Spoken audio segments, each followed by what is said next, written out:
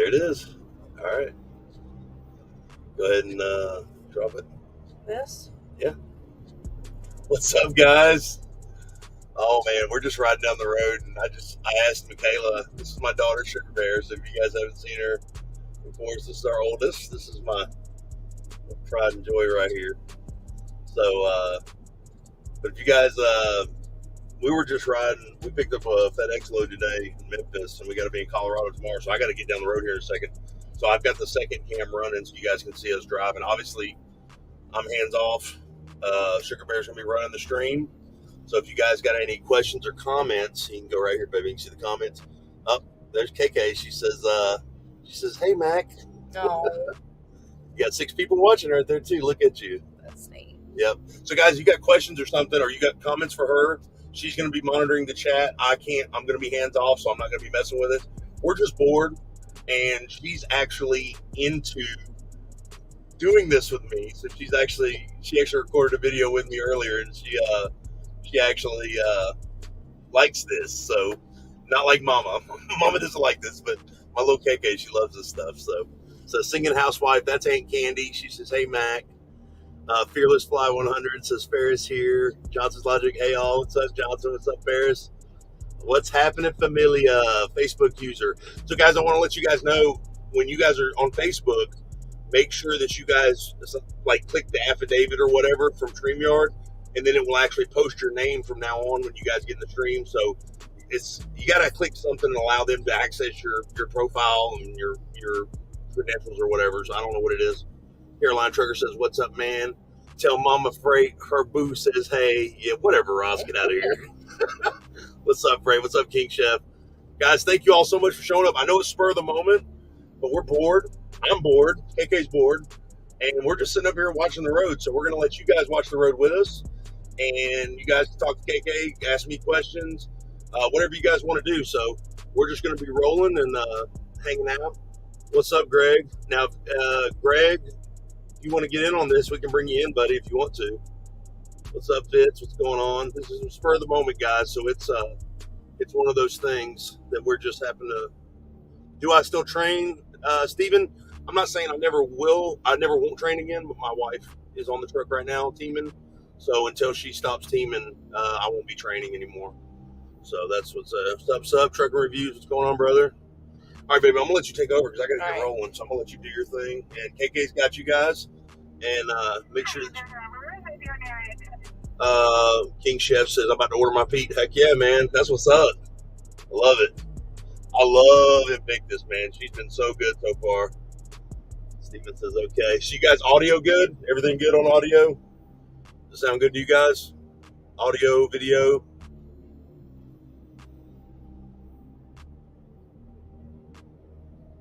It's so crazy because there might be a 10-second lag. So, yeah. But they're really responsive though. And you can show their comments. So when King Truckin says, "I'm about to order my Pete," you can hit show and see how it shows it. Okay, just playing. Yeah. So if you got one you want to read me or something, and you just have to make sure to hide it again when you're done. Mm-hmm. So it'll show it up. Well, you know who this is, don't you? No, King Chef, I really don't. I don't know who this is. What is it? Who is it? You know, talk with you about training at Prime when you have time. Caroline Trucker, what's funny is that the video I just did today, which will be dropping tomorrow, is actually about training. So it's pretty crazy. It's pretty wild. Hey, brother, thanks for the info on the phone last week. Y'all be safe. No problem, Doug. Anytime, buddy. God bless. Brent. Oh, you done changed your name, dude. What's up? Wow, you done changed your name. That's crazy. And if you guys want to get in on the stream, let me know. And I'll get KK to get an invite over to you. If you guys want to come in and do a interactive thing with her. Is it showing? With us. We'll get you in there. So we'll get you guys going. So she's gonna be playing, she's gonna have questions and stuff like that, guys, about the stream, because she's new to this and new to doing this. And but yeah, guys, if you guys have questions for her about on the road stuff, no, I had that one for a while. Oh, you just got multiple accounts, bro. You just out there trolling people. That's what it is. He's trolling, bro. But so I'm gonna get rolling. She's gonna handle everything, and you guys feel free to, if you guys want to get in on the chat, shoot a message in the comments, and we'll get you in on the chat, guys. But I got to be moving. I gotta fix my coffee real quick before I leave, and we're gonna get going. So it's all gonna be KK from here on out. You're not gonna be able to see me really once we turn the lights off. It's gonna be kind of dark. So you'll be able to see KK though. Yeah, it is really dark. Yeah, it is. You can put a light on you if you want to. Just a little light on you. See how that works. All right, no. Ugh. I don't want it. That's not gonna work. Driving down the road, like down, like face it down. No, all the way. It is. It is? Okay, that's not definitely gonna work. I don't like it. It don't work. All right, what about push it straight up? What about this one? No, definitely not. Really? Behind it, I'll never be able to look at my rearview mirror. All right, what Push the ball all the way up. That's better. Oh, you like that better? Okay. All right, you gotta read the comments. You gotta read the comments. You I said no, I don't have no accounts. Oh, I thought you were Brent Newcomer. Drive and ride safely. Going to finish up my home time. God bless Ross. Enjoy that home time, man. You have a good one, brother. Yeah, guys, this is just a purely for fun live stream. We're not doing anything. I mean, I've got a video I'm dropping tomorrow, and we're just trying to interact with you guys. And if you guys are bored, interact with us. And KK's been on the road for how long now? About 2 weeks with us. 2 weeks, yeah. About 2 weeks, yeah. So it's the first time being on the road since I actually was solo flatbed. So it's a new experience for her, and she's definitely new. Definitely intrigued by it. Where are you headed? So you stay safe. We are headed to Denver, Colorado. So we are rolling out right now. Oh, that's right, coffee. Almost forgot. Gotta fix my coffee. I've got to stop just north of Oklahoma City. Well, I guess I was in Kansas. Hold on, I'll tell you guys where I'm going to be stopping here in a few hours. We're going to get fuel. But we knew it was going to be a spur-of-the-moment live stream, guys, and we knew that it wasn't going to be, I didn't feel like it was going to be a huge hit, on the YouTube. But thanks, Steve. God bless, buddy. Thank you for stopping in, man. Wow, 100 new video dropping tomorrow as well. Oh, nice. King Chip said it's hot up there. Yeah, it's been really humid, man. Memphis has been nasty, bro. Like, we hung out in Memphis today waiting on our load and from FedEx. And it's really nasty. We actually snagged one of the 21 troop trailers, so I really love these troop trailers. They're really beautiful trailers. They are really, really nice. But yeah, man, we've just been, KK just been enjoying time with our oldest daughter and rolling and enjoying Invictus. Carolina Trucker said go in opposite direction to Florida. Maybe show it up. You want me to show all of them? No, yeah, you can, yeah. Going to Carolina Trucker, going opposite direction to Florida, about to start training for Swift. Okay, right on, man. Heck yeah. All right. King Chef said it was 101 in Albuquerque today. Oh, yeah, that's miserable right there. So, Tonkawa, Oklahoma is where I'm going to be fueling up at. So Peg Leg said, I have a feeling this is going to be another epic 7-hour live. I don't think KK is going to go for that. I don't know if she's going to go 7 hours, but I didn't even realize that thing even went on that long until like after it was done. I was like, wow, that is insane. Like, why in the world did we do that? But also, it was kind of cool we had a lot of good guests on and a lot of good topics. So, why not, Love 94 said, how do you determine where you get fuel? Not just so right now. Well, I know my route right now. I know where we're going and how we're going to get there. So what I'm going to do is I'm going to check the fuel map right now and see. Let me double check too. We got to check primes. So see, Prime gave us a update today on the fuel prices. Says fuel prices will increase by an average of 18 cents per gallon in Illinois, Indiana, Michigan, Ohio, Wisconsin, and West Virginia.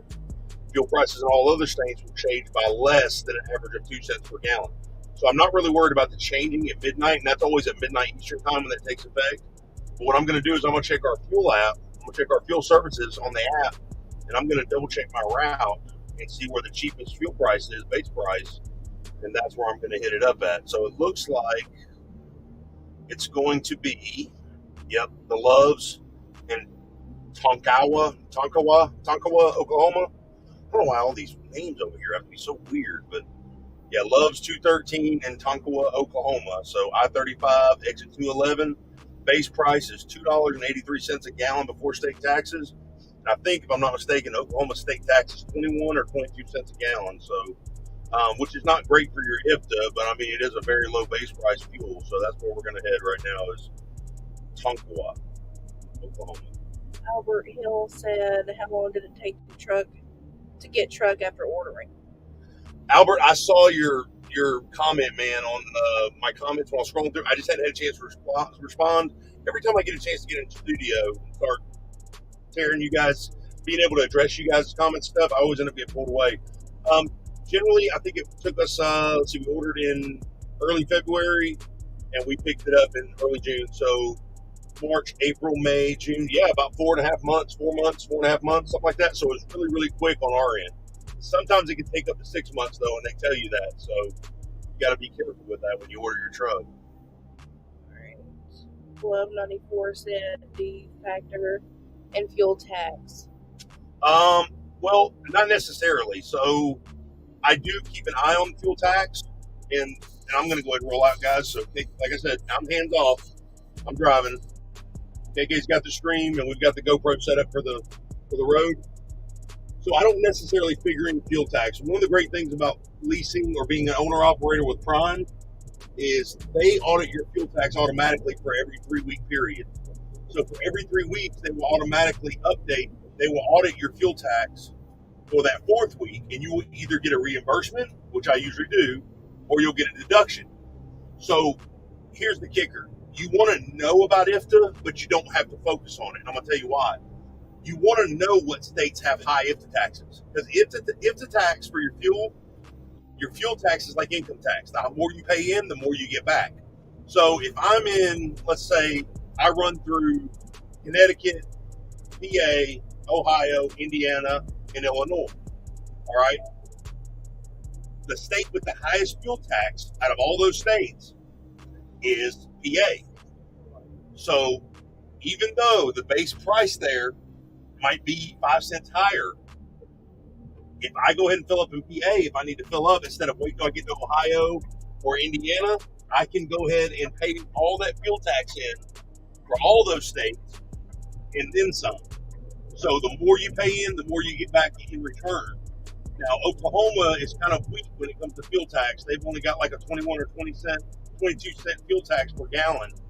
But I'm not really worried about it. I mean, I'm not even going to be filling up a whole tank anyway, so I'm just trying to get topped off when we get to Denver, because the prices in Denver are ridiculous right now. But so you want to fuel at the low base price, high tax. Very rarely does the tax ever outweigh the base price. You always want to fuel in a lowest base price possible. But if I'm looking at, like, say, Kansas and Oklahoma, and say if I wait to go to Kansas and fill up, say it's 10 cents cheaper. If I look at that and say, well, the fuel tax is like 11 cents cheaper in Kansas, I'm probably going to stay in Oklahoma because the fuel tax is higher. But if it is the same or higher for fuel tax, oh yeah, I'm going to wait till I get to Kansas. Because low base price and high fuel tax, that's exactly what you want every time.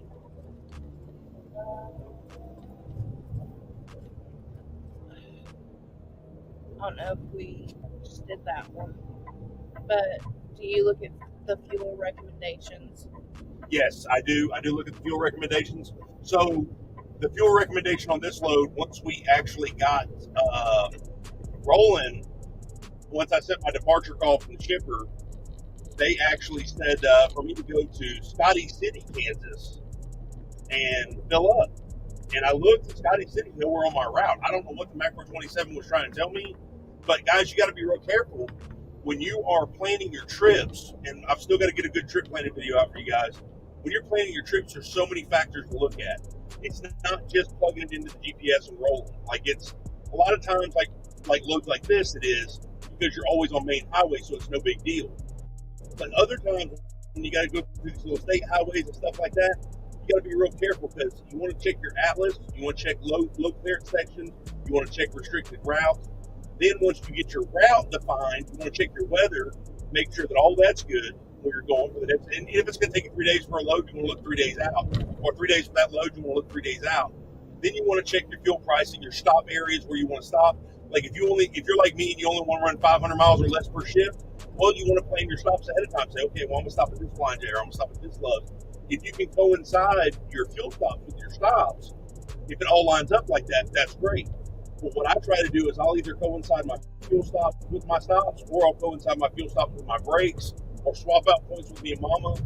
You always try to be as efficient as possible, guys. The more you stop means the less consistent you're being, which obviously means you're going to be on that load a little bit longer. And it also gives you, the more you stop, gives you more prolonged time for stuff to happen. You know, there's more variables involved the longer you stop. So you got to remember that as well. How you like operating the live stream? Something. It's something. What states do not participate in IFTA? There's only one. That's Oregon. Oregon does fuel tax by weight, which is, I still don't understand. It's stupid. But if the Oregon has, it's not that they don't participate by IFTA. They don't do it by mileage. So they don't do it per gallon. They do your fuel tax by weight. So I'm guessing I have to look more in depth with that, but they do participate in IFTA. It's just by weight, it's not by mileage. So generally speaking, how far you drive in the state is what the state demands from you. So if you drive X amount, if they're saying it took you 20 gallons to drive through the state, well, they're going to want 20 gallons times whatever that tax rate is. That's what they're asking for you on that trip. So it's very complicated the way they calculate it. Like I said, the great thing about Prime is Prime serves as a factoring for revenue, and they also serve as a factoring for our IFTA rebates, right? It's IFTA adjustments. So Prime does that. That's all part of us as lease ops paying our 28% to them. So you can read all of them, maybe, if you want to. That way we don't miss anybody. I can't address everybody, though, baby, because I can't read them. I can't see them at all. All right. When are you going to stop by and say hi? It's been a day or two. Have you forgotten the dark side, Richard Dyer? I have not forgot about you, Rich. You know how I am, man. I'm in and out, man. I'm just wide open. I love you guys. You and Julie are like, that's what you guys are, our family, man. We love you guys to death. Well, as soon as I can get through Springfield, man, I'm coming your way. All right. 1194 said, good information, bro. Didn't know that. I'm getting Ace 2 vibes. LOL, thanks. Ace 2 is a great class to take, guys. And I will tell you, as long as you're regularly, take that once a year, because Prime will actually, when you take that Ace class for Prime, they actually pay you guys $100. I think they actually help you guys out with meals and hotel, stuff like that. And you also get a deferred truck payment that week if you want to. So it's definitely in your benefit to take that class once a year. So you can get that. Now, Ace Lease, you don't get the deferred truck payment. But if they have any updates to the information or whatever, obviously you get a day off in Springfield and you get $100 for the class, and it's good to go. All right. Give you guys some way to make some passive revenue while you're just sitting in the terminal. Facebook user says, "What's going on, y'all?" Georgia trucker said, "What's your average MPG miles per gallon?" So far on the peak, and like right now, our load's 3,000 pounds, so we're like weighing nothing. And I'm rolling through 40 right now, west of Little Rock, and I'm about to be coming up on Fort Smith here pretty soon. But the peak's been surprised me 100%. I thought I was going to be like mid 7s overall. We're actually high 8s, low 9s. So I'm like at 8 point. Let me see.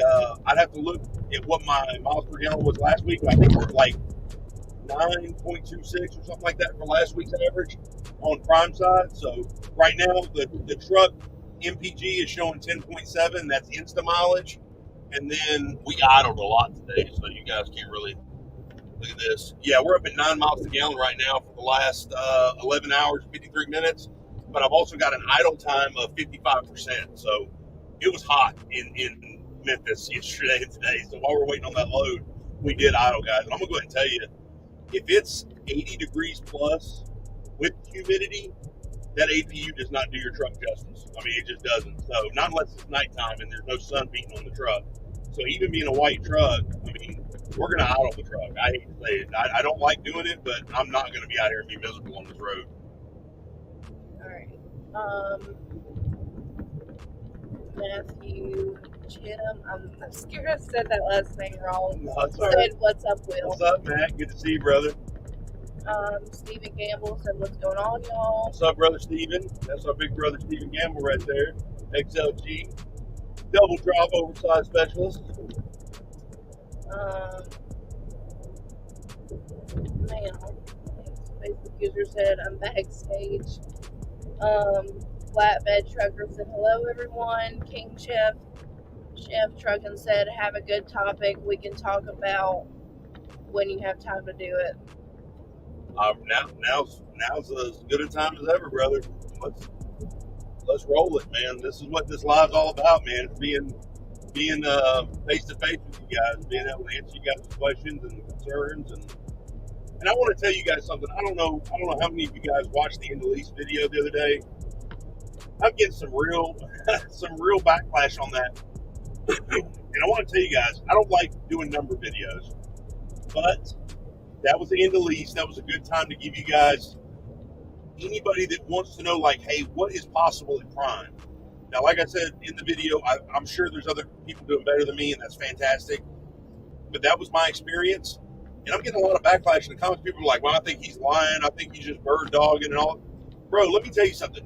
I don't know who is going to spend a day of their life making up false numbers down to the penny.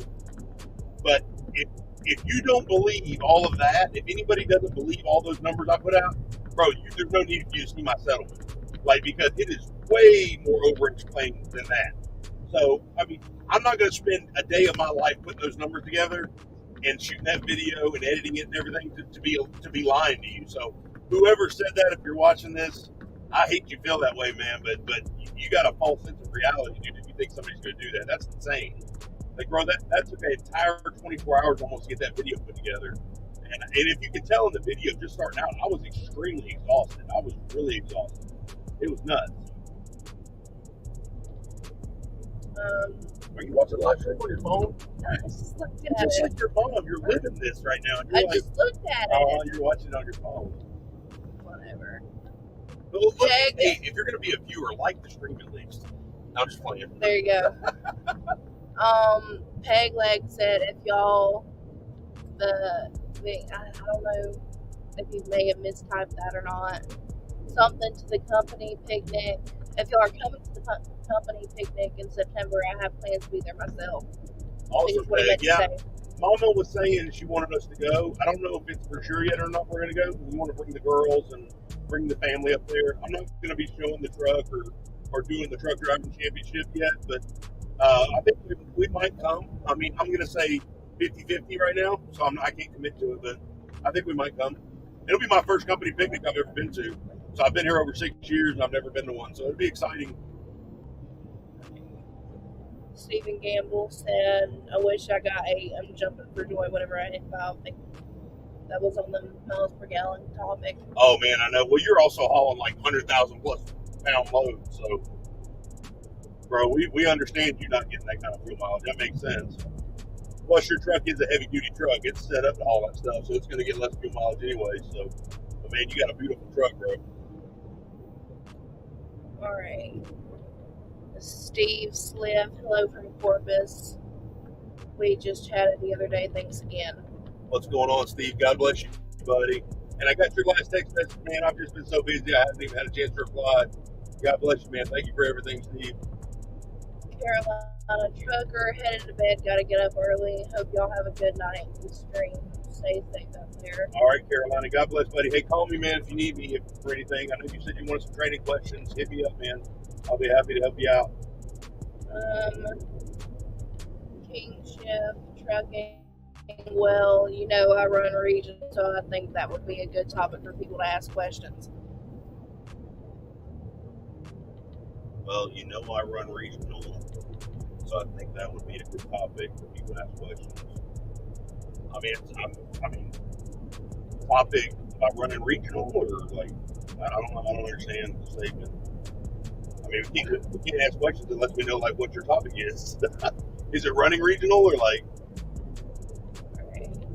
Lenny McGarvey, what's happening? Those numbers were spot on. I experienced similar numbers. We were all laughing to the bank. Yeah, I mean, I think if you really put your head down and you really monitor your business and be consistent and be efficient as possible with your truck and how you operate day to day, you can make really, really good money here at Prime. You know, and that's what's so funny with the stigma with Prime and lease ops and owner ops here is like they see that name on the door or on the back door right below our DOT numbers and everything. You obviously can be making money because you work at Prime, you run for Prime. It's such a joke. Prime is such an amazing company. And the one thing I can tell you is, and I've said this a million times before, the one thing I can tell you about Prime is they're going to let you succeed how you want to succeed. So it's up to you whether you want to be a company driver, whether you want to be a lease driver, whether you want to be an owner op by a truck, pay it off, you want to be on the logistics side, whatever division you want to haul. They're going to do what they can to make it happen for you, as long as you're doing your part. Now, if you're one of these drivers who's problematic and you're always complaining and you have a negative disposition and you're always giving everybody problems, you're probably not going to get the best result that you want. I saw a video.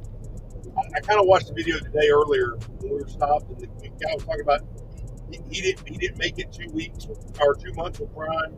He was always in the negative, and you know he wasn't really bashing Prime. But I'm just thinking to myself, like, man, obviously you didn't pay attention somewhere, because if you can't make it at Prime as a lease op, you're not going to make it anywhere. I'm sorry. Like, there's a huge safety net here. I said in the end of lease video I just did the other day, you're not at 100% risk, so yes, you're not going to get 100% reward. You're not going to get those $5-6 a mile rates that maybe some owner ops are seeing. Those guys are paying thousands of dollars a month in insurance. They're paying thousands of dollars a month for trailers and trucks. These guys are footing the bill for everything. So yes, their payout should be higher because their overall cost is higher. If you're at Prime, you're getting 72% of the revenue plus fuel surcharge plus all the extras, 72% of your extras.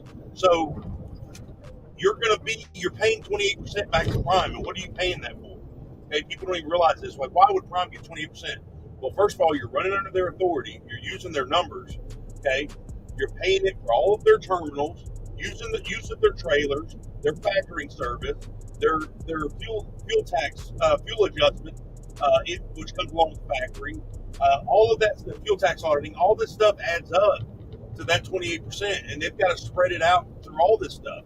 Now, I'm not saying that, you know, there's not other companies where you can go do 90-10 or 80-20.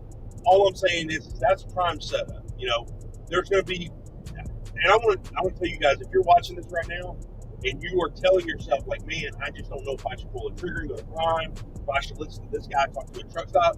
Let me tell you something. If you've never driven a truck before, come to Prime to at least get your CDL, get to know the industry a little bit, and then branch out and do whatever you want. I promise you, you won't be sorry.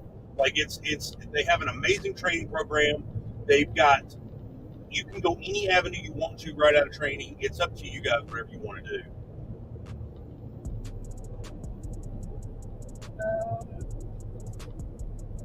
Peg Leg said, I think River Rich told you that I'm halfway blind and cannot type well. Sorry for the confusing typing. You're fine. Yeah, Peg, he was, man, they were, I was like, man, what is, that's when we went back and forth about the whole me getting blocked on D's channel or whatever. He was like, he's a guy, he can't see and he can't type, and you know, we're gonna take his wrench away from him, man. He's messing up too much. I'm like, nah, man, don't take that guy's wrench. It was an honest mistake. He owned up to it. Like, dude, you're all good with me, bro. I mean, believe me, 100%. Don't even worry about it. And in fact, when you called me Fruit Skeeter on the live chat, I was actually going to change my name to that. I was going to call myself Fruit Skeeter. I thought that was actually awesome. It's probably more memorable than Freight Skater. Plus, people would be able to spell it. Stephen Gamble said, I'm just glad rubbed off on you and finally got you to get Peterbilt, aka Real Driver's Truck. Yeah, man. 100% Peterbilt. King Chef Trucking, no, I want run Western 11, so if people had questions, I could answer that. Western 11. Yeah, you can have that, bro. Yes. If you're all about the West Coast, talk to Brent, King Chef.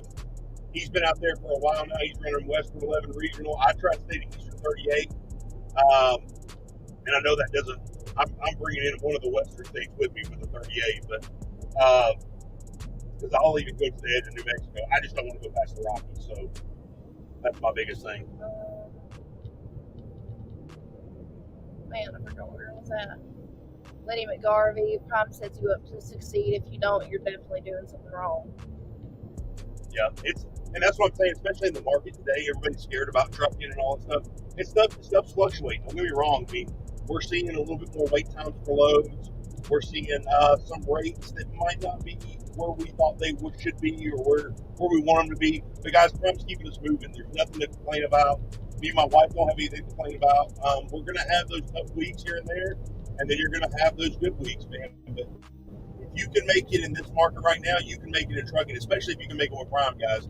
They basically hold your hand throughout all this until you can get used to what you want to do and how you run your truck, and you get to know your lanes and rates. And guys, I mean, it's definitely an experience.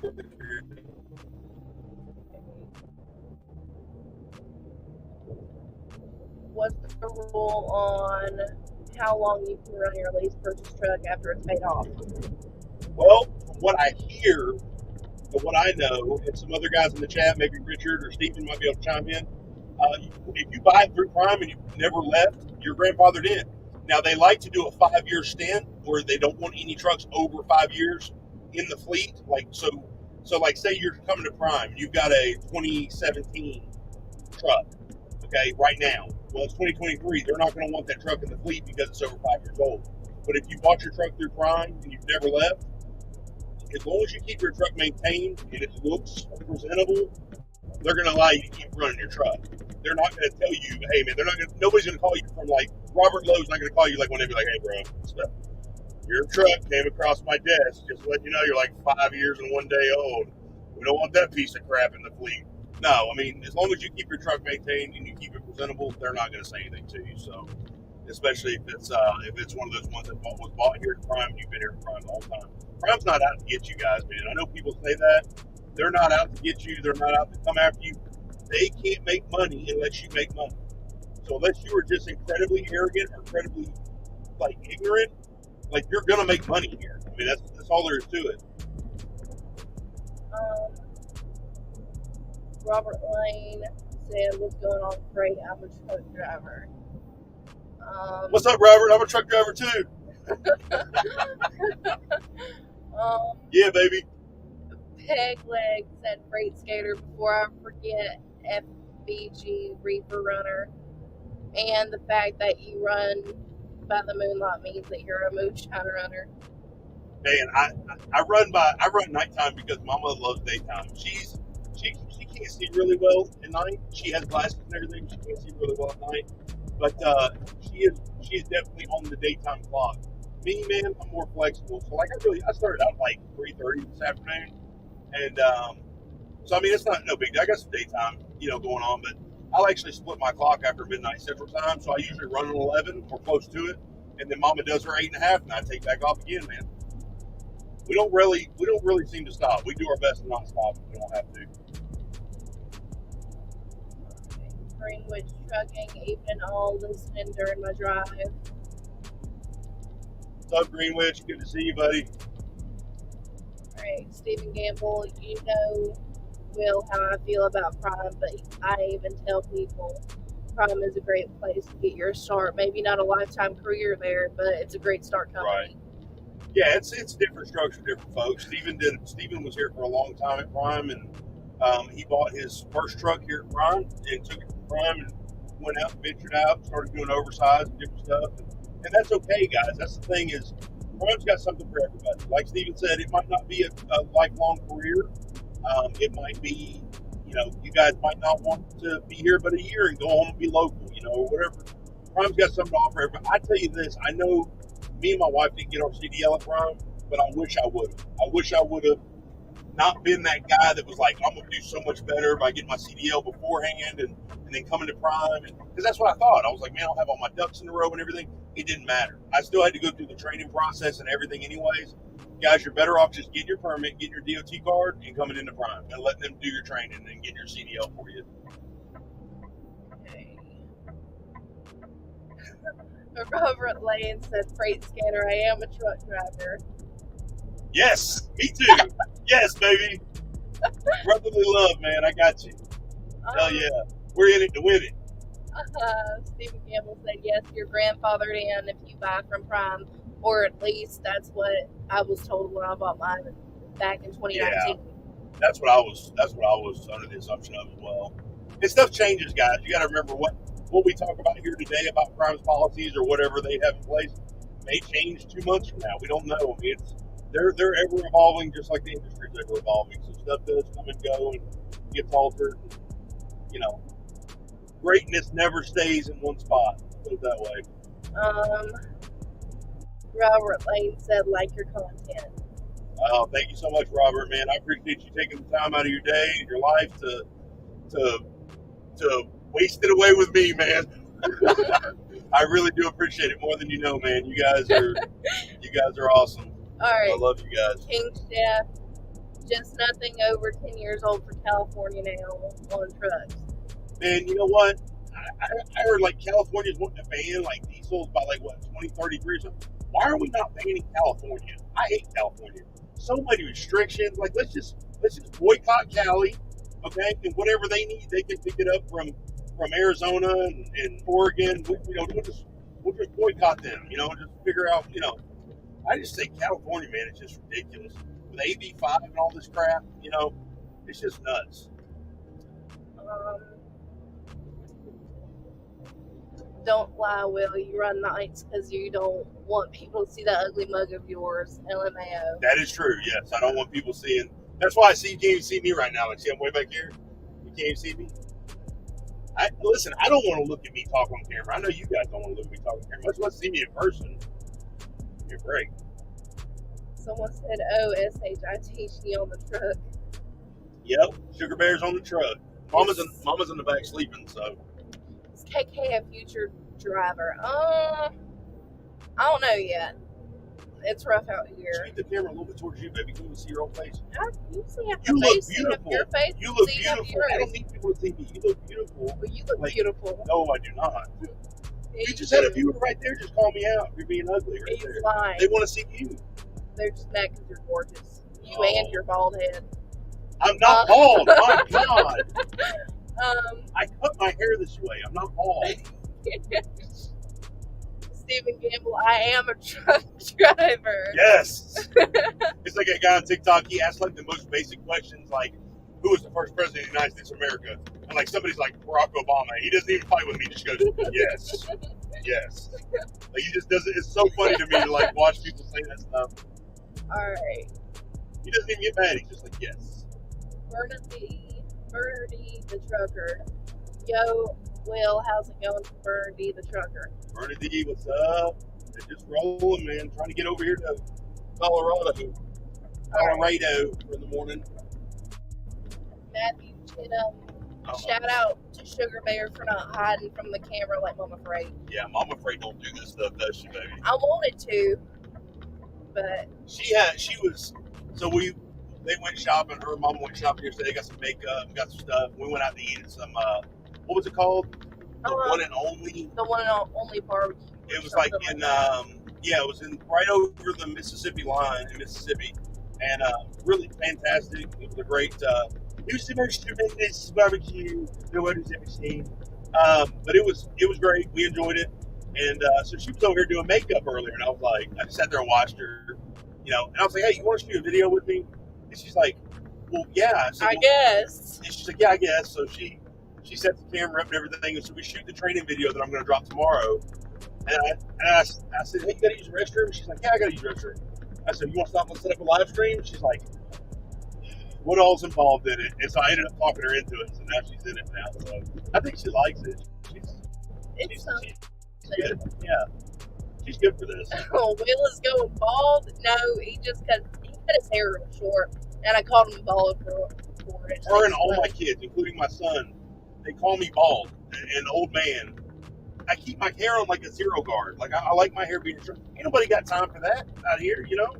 I'm not trying to grow my hair out. Like I did try. Don't get me wrong. I did try. I got about 2 inches worth of hair, and I had to cut it off. I couldn't take it no more. So I just let it. It all came out of my face. It didn't come out of the top of my head. Like Peg said, he told Booth Jimmy Trucking. Is that Michaela? Yes, it is Michaela. I think you should have which one you're reading. I keep on forgetting to. There's so many.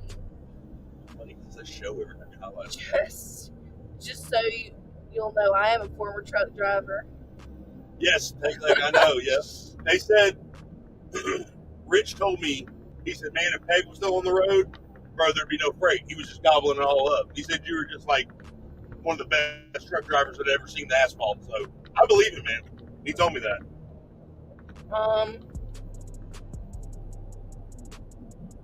Burner D, the trucker, y'all make sure to smash that like button.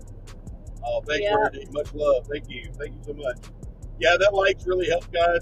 If you guys want to share the live stream to your friends, that'd be fantastic. I mean, it's every little bit of love helps. Don't do any super chats at all. Like, do not give YouTube that money. I'm telling you. We had a chat. Told Jimmy to tell you guys about this. We had a live that we did, and Mama was actually on camera for part of it.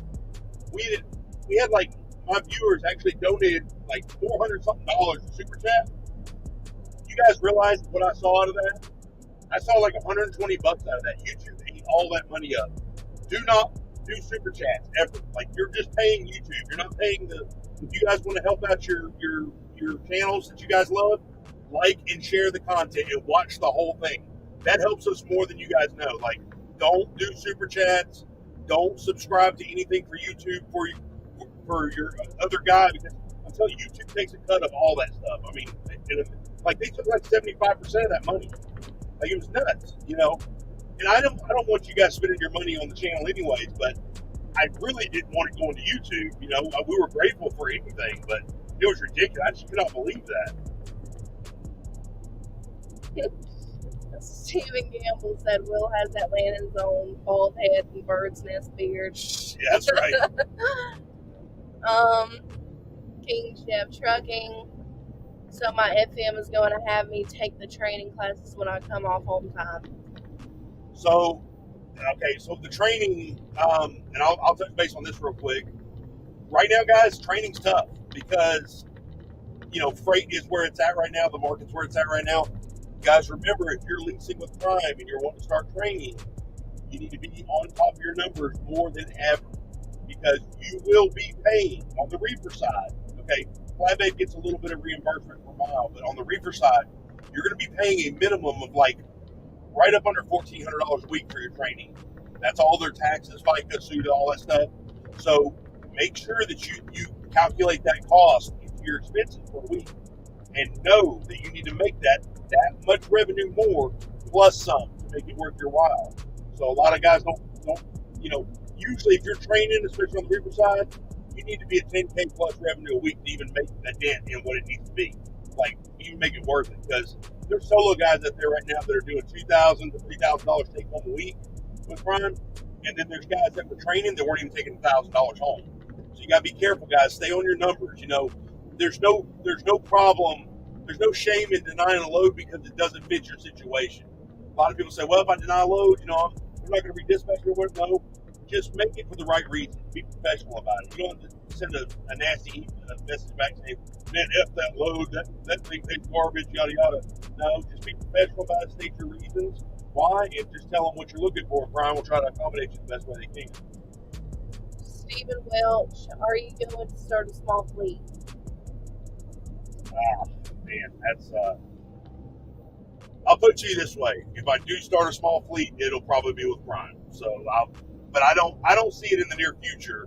I've got to get this truck knocked down first. I'm definitely not buying another truck until this was paid for. So, I got to have my money maker maxed out profitability wise before I go doing that. But it has crossed my mind. Don't get me wrong. It has crossed my mind plenty of times. Me and Mama. Old Booth Jimmy. Oh my gosh, she's on the truck. Albert Hill. Glad you didn't melt Mississippi.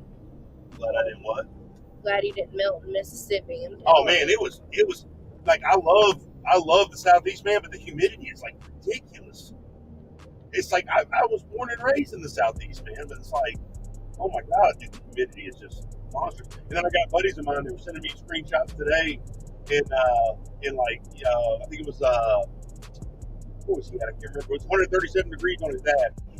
I'm like, you gotta be kidding me. That is nuts. Dale said we need to get Will to enter the truck in the pride and polish. Oh no. Is that Big Dale? Mm-hmm. Big Daddy. What's up, dog? I don't think we're gonna do it this year. The truck's not ready yet. We still got a lot of upgrades to do. Toll Booth Jimmy, what's up, Will? I love you, brother. Love you too, Toll Booth, man. I hope everything's going good for you on WC over there. Miss you, man. Hey, Lex said River Ridge is so full of crap, his hair is brown. That's true too. See, so many truths tonight. So many truths. I love River Ridge though, man. He's one of my best friends. That guy's awesome. Toll Booth, Dale, no one's going to beat you, so shut it. Oh wow, Toll Booth, thanks, buddy. Jeez, that vote of confidence. Christopher Richards, 3 months ago, I talked to a prime recruiter. I've had my CDL 21 years, and she couldn't answer basic, simple questions about fuel discount. Yeah, I think I talked to another. What's his name? Christopher what? Christopher Richards. Christopher, I had another driver that said the same thing to me the other day. And guys, that's why I tell you guys, if you're following this channel, even if you don't use my driver code, use Dustin. It's in the description of every channel. Every single video I put out, use Dustin Hensley as your recruiter. Guys, you don't have to use my driver code to use that recruiter. That guy is gonna, obviously I appreciate it, but it's not a must. Dustin will get you guys in and out, and he'll answer you the questions you need to be answered. And if you can't, he'll find somebody that will. So, guys, Dustin's really, really good. I've been hearing a lot about different recruiters having a lot of issues with lately. Like they didn't care, they put me off. You guys, reach out to somebody about that. Don't let that ride. That shouldn't be your first experience coming to Prime. That's not right. Dale said, never know, James. New school drivers don't like the old school club I'm trying to do with Mona. He's trying. Right. Yeah. Well, Dale's doing a hybrid on his truck, and I don't think I have a picture of his truck anymore on the screen. But yeah, Dale's doing a hybrid, so he's kind of doing new school body, old school class. So that's what he's going for. He's doing a good job of it. It's a beautiful truck. He's definitely going to be the hottest mid-roof at Prime, Peterbilt. But he can't take that condo slot. I'm coming for that. Tim Martin said, what's up, brother? Tim, what's going on, man? Good to see you, bro. Albert Hill said, how much extra pay for the hazmat load? It just depends. It's kind of like Prime encourages all of our operators to have hazmat endorsement. Mine is actually expired right now, and there's only been a couple loads that I'll call that redeem hazmat, but they generally do pay a little bit more. So it's kind of like high-val loads, they pay a little bit more. Hazmat loads, they pay a little bit more. So it just depends on the contract with the customer, the load, where it's going. It's all situational. There's never like well, this load's going to pay $1,000 more because it's hazmat. It's never like that. No, it's never set in stone. They said trucks are like project cars, they're never done. Exactly. Except we get to drive them every single day, and they don't sit on trailers waiting to be hauled to a show. That's the great thing about when you have, I don't care what anybody says, I will take a daily driver over a trailer queen any day of the week. I love the DDs, man. Trailer queens are just all talk and no bark, and all bark and no talk, no walk. I mean, they don't do anything. You can't even drive them half the time. Stephen Gamble said, hey, Will, did you know you're a truck driver? I just figured that out a few minutes ago. I figured that out a few minutes ago. I am a truck driver. I am a truck driver. Dale said, we are steering wheel holders, Stephen. I'm going to hold it all night long. Fearlessly 100. It's been brutal here in San Antonio as well. 150 to 170 air temp. 110, 115 feels like temp since I've been home for the past couple weeks. Yeah, we had no spring. It just went straight to summer, man. It's nuts how it happened like that. It was just ridiculous.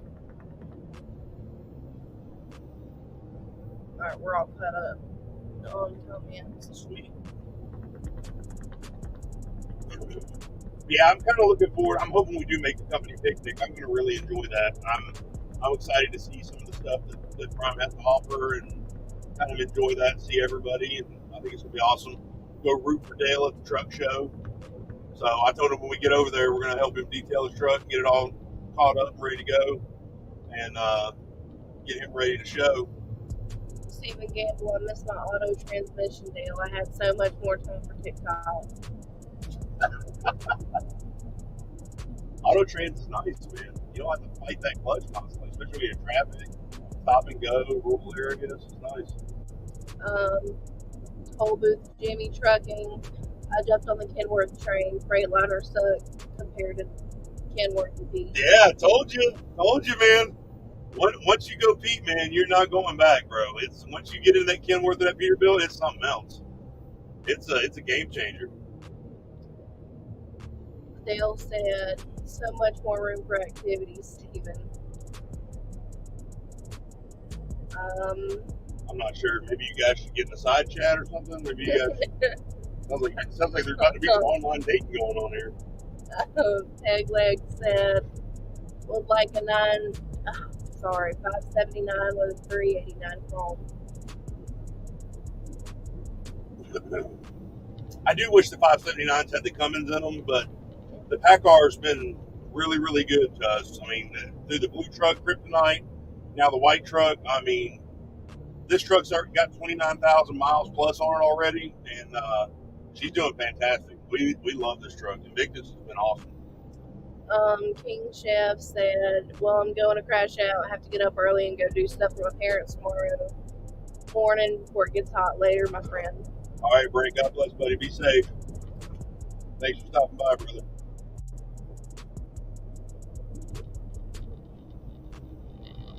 I can't believe I've already driven like almost 6 hours already. It's nuts. Yeah. What doesn't make any sense at all. No, it's 4 hours. Okay, no, I was wrong. 4 hours. I was looking at the wrong thing. It was 4 hours. Yeah, that's not bad.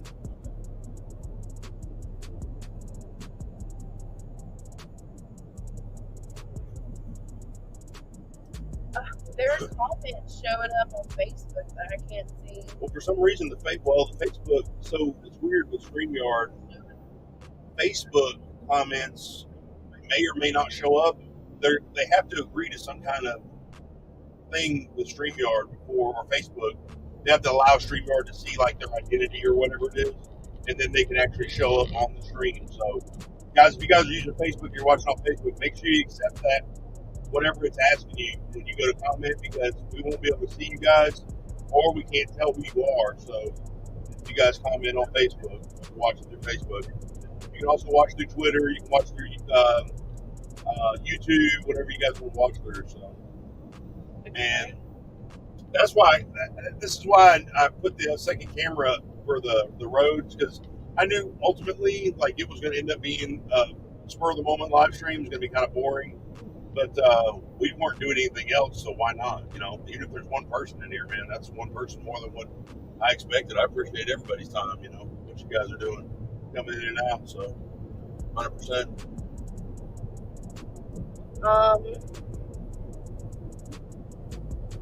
I'm planning on doing Matthew Chinham.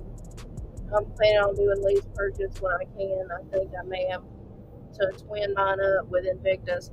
That white wool with powder coat is fire. I appreciate it, man. Yeah, I really, it's simple, but it's like, for me, it's just, I'm going for that clean look, like not too much. And I like the simplicity of it. It's not, and it's not hard to keep clean either. Like today I spent probably, about a half hour, maybe 45 minutes. I waterless car washed the side fairings, the door, and the rims and polished them out with a microfiber. Just kind of wiped everything off and buffed it. And man, it looks like the truck's clean again. Like it's no effort whatsoever. So kind of saves on truck washes too. Now, obviously with the summer and the bugs, you got to get it washed a little bit more than what you have to. So at least once a week. But for the other 6 days, I can pretty much wipe it down like once every 2 days. So to keep her nice looking. All right, fearless fly 100. I'm gonna say 99 as well. Y'all be safe out there. See you, Ferris. God bless, buddy. Look forward to your video tomorrow, man. I'll watch yours if you watch mine. Peg leg, don't know much about Packard. I hope I said that right. Yeah. But I always like big yellow engine. I say Packer, and people pick on me about Really? it. Yeah, because I say, man, that one don't have that Cummins in it. That's got a Packer. And I say, what are you talking about? What's a Packer? And I'm like, oh, excuse me, Packard. Packard. To me, that just sounds retarded. It kind of does. It kind of does. This is Packer, man. It's a Packer motor. Stephen Gamble, if I brought some magnetic Prime logo stickers and put them on my truck, do you think people would notice? Bro, just roll up to the truck show at the picnic and just show your truck. That would be awesome. Dude, we'll get your old truck number and everything, put it on there. That'll be badass. That'd be funny.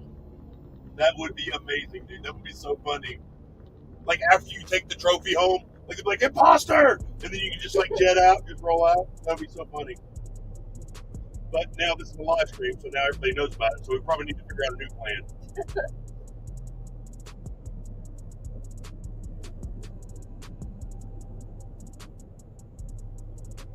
I don't know if Michaela, she had hollered where you guys at earlier at. Right now we are just above Ozark, just north of Ozark, Arkansas, and off of 40. We're on 40 westbound right now. That's where we're at. Well, I know this. I guess it's not from earlier. But this is where we're at now. Peg Leg said, "Have you ever been to the Jamboree at the Iowa 80?" No, but I did post on Big Wheels about that. Right after we got Invictus, I went to the Truckomat to get a wash for Invictus, and me and Mama stopped in the Iowa 80. We got some stuff in there, some few small things. And I did see the flyers for that. That looks awesome. Now, there's no way I can compete with those guys. Those guys, I mean, a lot of those trucks are just trailer trucks. I can't compete with anybody right now because my truck's not where I want it to be, but those guys are trailer trucks, man. That stuff they have chrome frames. I mean, you can eat off the frames and floors of those trucks. It's nuts. Those are some beautiful rigs. But like, there's some point though, you get to the point where it's like too much. You can't use the truck for what it's intended for. So to me, it makes no sense. Like, if I just had money to burn and I just had a bunch of time, yeah, maybe, but I would still be driving it. I would not trailer any truck at all. It would definitely be driven every time. Stephen Gamble, you threw me for a loop when I heard you say Packard for the what? How did you say it? Packer. Packer for the first time. Everybody says that. Like, I'm like, yeah, I don't have the Cummins in it. It's got a Packer. And I'm like, what? What's a Packer? You mean a Green Bay Packer? I'm like, no. Packer engine. You mean Packard. Like, whatever, man. Like, just don't shoot.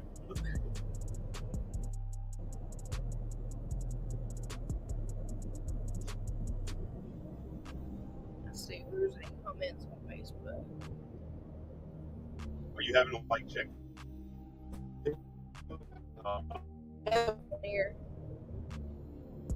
So now, what are you looking at on Facebook? Are you looking at my page? Are you looking at Big Wheels, or are you looking at Racing page? Your personal. Okay, my personal. Okay. I don't know. I don't even know if it went to. Is anybody watching from Big Wheels on Facebook? I don't know if it even streamed to Big Wheels, because last time I tried to do this live stream, it wouldn't go to Big Wheels for some reason. It locked it up. Stephen Gamble said the Jamboree is okay, but you would definitely like the truck show in Louisville, Kentucky. Oh yeah, nice. Yeah, that would be cool to like set up times and dates just to go hit these shows. That would be awesome. Maybe when Invictus gets finished, or at least all the exterior mods done, maybe we could go do that. Because I mean, I would like to show for the new model stuff. I mean, obviously I can't compete with the classic series or anything like that, but those trucks are just amazing.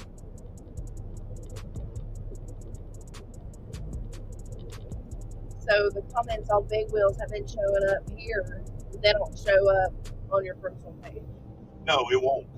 So it's being streamed to my personal, it's being streamed to Freight Skater Trucking page on Facebook, it's being streamed to Big Wheels, and it's being streamed to Twitter and OTR, I think, and YouTube. So it's like 6 different platforms it's going to right now. Pegleg said, "Give me a 4 1/4 cat over Cummins any day." Yeah, man, that's a bad joker right there, 4 1/4 cat. Problem is you're going to pay them cat prices. Like JDQ, when he did his air compressor rebuild or his air compressor gasket setup, he's like, man, the gaskets just for the cat were like, for the air compressor were like $600 just for gaskets and O-rings. That's nuts. For an air compressor, I can only imagine what an overhaul kit would cost. Like, holy cow. Stephen Gamble said, "I first saw the live stream on Facebook, but the comments were acting up, so I jumped on the YouTube." Yeah, the cross-platform streaming is kind of weird the way the StreamYard does it, but hopefully everybody can. I think YouTube's probably the best for everybody to be on if they can, but just having it on those different platforms lets anybody know that, hey, Freight Skaters live streaming. If you guys want to join, you can. So that's why I had them all set up that way. Old Booth Jimmy said, "Michaela, why did you join the truck? You never wanted to go on." They talked me into it and kidnapped me, so she was so mad too. She was like, "Dad, are you serious?" I'm like, "Yes, you're coming out. As soon as I come home, you're coming out." So you were nicer than that. Don't even try to act all bad. But at first I was like, "Babe, really? Come on. You never come out with me and Mama. Like, come on." But now I'm here. So Robert Lane, I like your new truck. Thank you, Robert. Big Art did that one. And Big just makes me think of Nelson Mandela. I don't know if I said that right. Nelson Mandela, yeah. Unconquerable, man. Undefeated.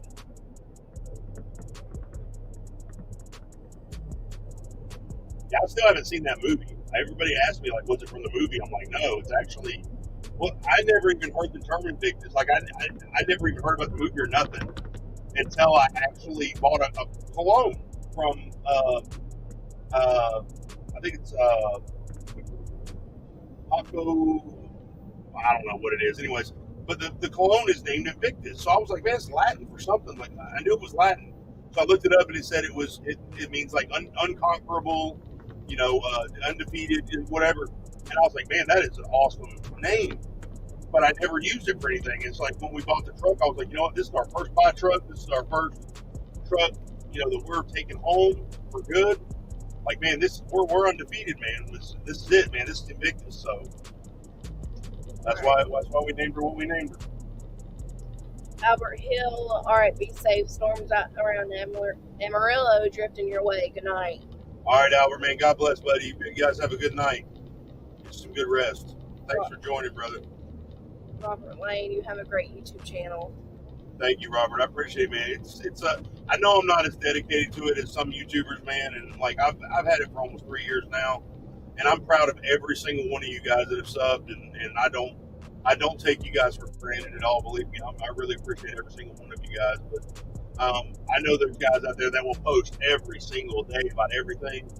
I'm not that guy, man. I do it because I enjoy it. I don't do it for money, and I just when I see a topic that's good, I'll put it out there. Like we had the training video we did today was about a personal experience from a friend of mine shared with me, and it brought up a lot of topics in my head. And I was like, man, I should probably make a video about that because a lot of these things people don't realize or they don't understand, they don't know about, and so it's good information to get out there. But yeah, thank you so much, Robert. I really appreciate it.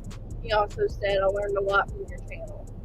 Thank you so much, Robert. I appreciate it. And that's really what the whole goal is about, man. It's about knowledge and giving people a better chance to be more successful faster than I was. So give you guys a heads up on things.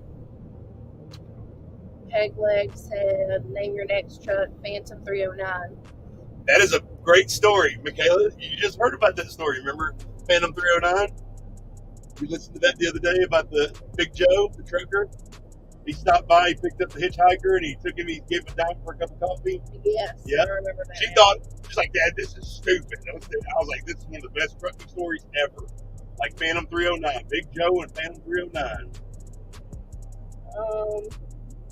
Toby. Jimmy said, good night, Will and Michaela. Tell Mama Brett. I said that.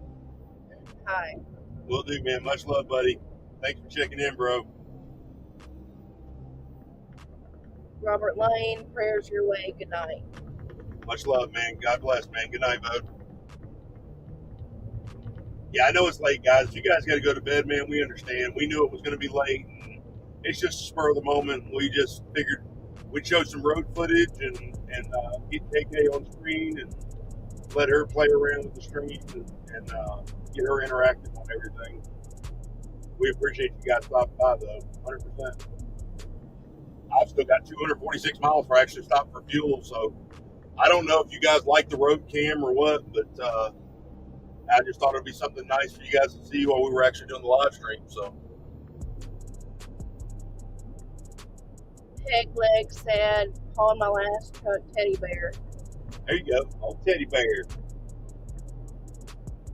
Speaking of Teddy Bear, Michaela wants a trash panda as a pet. She wants a raccoon as a pet, so. I do too. I really do. Name them Hank. She's like, they wash their little hands and everything. Look how cute, Dad. They are very clean animals if you really look at it. And they're affectionate and they're fat. I love it. Name them Hank. Anyway. I thought I said it would be easy to take care of because every time you got hungry, you just throw them in the trash can and close the lid. I guess. That'd make That's where he's going to go anyways. That's why they call them trash pandas. No, he won't be. It is. It's exactly where it's going to go. Basically, I guarantee you, the first time you wake up, he's going to have the trash can tipped over the house. no, he won't. He'll be a good little Hank. Anyway. Good little Hank. Call him Henry when you're mad. Henry! That's a good name too. That's what Hank's short for, is Henry. Really? Yes. I did not know that. Yeah. You should call somebody named Henry, you call him Hank. I didn't know that. Like somebody named William, you call him Bill? What? Yes. Are you lying to me? That's why my dad was called Bill, yes, because his name was William, but he never liked William. That's why I go by Will, because I don't like William. And so he was Bill and I was Will.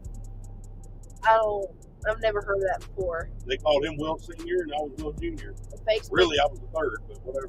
Facebook user said thank you Will, for the prayers and love you. Sent through Greg. It meant a lot. Oh, much love. I think that's Pamela. I can't see your name, gal, but if it's Pamela, much love to you, gal, and God bless you and your family for real. And I wish there was more I could have done. I mean, I do, but I don't care like who it is. We got to band together for those kind of stuff. We got to stand with each other. So much love, gal. Thank you so much for stopping in. Peg Leg said, Michaela, you do understand that raccoons are called trash pandas for a reason. Exactly. But you can can train them though. You can train them just like how you would a dog. I've seen a lot of you can. Or a small furry child. Whatever. I want to see it to believe it. I want to see this thing do tricks. Like I want to back to it. They are sweet. They're sweet. They're real sweet. And they wash their hands. Okay, I'll make a deal. Look make like, a deal. If you can get one of them to change the oil in the Yukon, you can have as many of them as you want. I'm not going to have him be doing dirty work like that. What? No. He already looks dirty. He's a trash panda. No, he's going to be a clean little He's a trash garbage panda. bandit. Like, No, he's not. Yes, he is. He's a good little boy. He's a filthy creature. We'll find out. Yes, that was Pamela. God bless you, gal. Thank you so much for stopping in. Peg Leg said, dare I ask what the nickname for Richard is? Peg, come on, man. You know better than that. I'm scared to ask what the nickname for Richard is. It can be used as a dirty word. I'll put it that way. I'm not going to say it in front of you. It's so weird.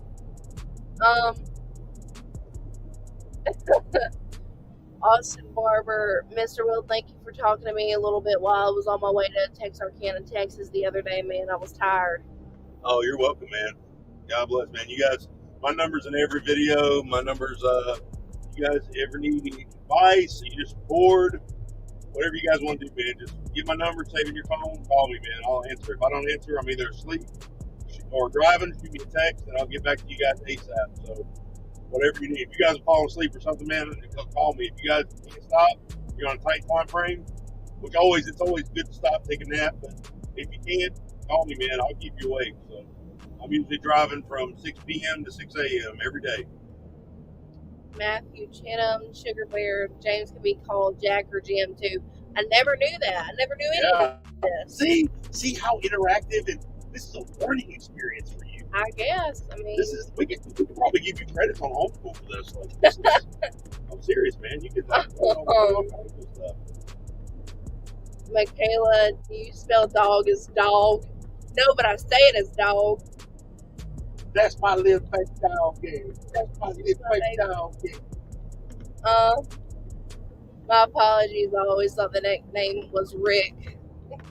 Whatever.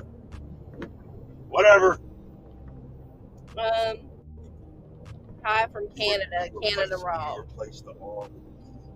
Just saying. That's sick. That's what they call them. I'm just saying. I've never heard of that. I think y'all are making things up. Canadian Rob. Canada Rob. Mm-hmm. Oh, Canada Rob. He's tuning in from Canada. Mm-hmm. What? What's up, Rob? Thanks for tuning in. We're north of the border, baby.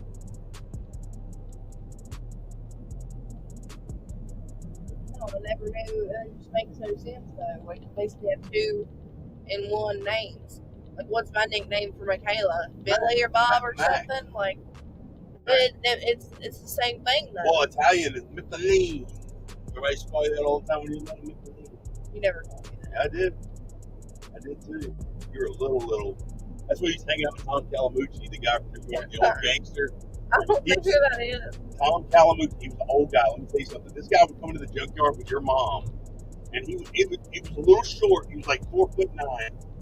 He drove convertible. That's all he drove. He drove like the old Buick Riatas, the Mercury Capris, any old convertible. He would drive it. And he'd come in and say, "Adrian, you're such a gorgeous bastard. What are you doing with Will? He's just a grease monkey. Come with me."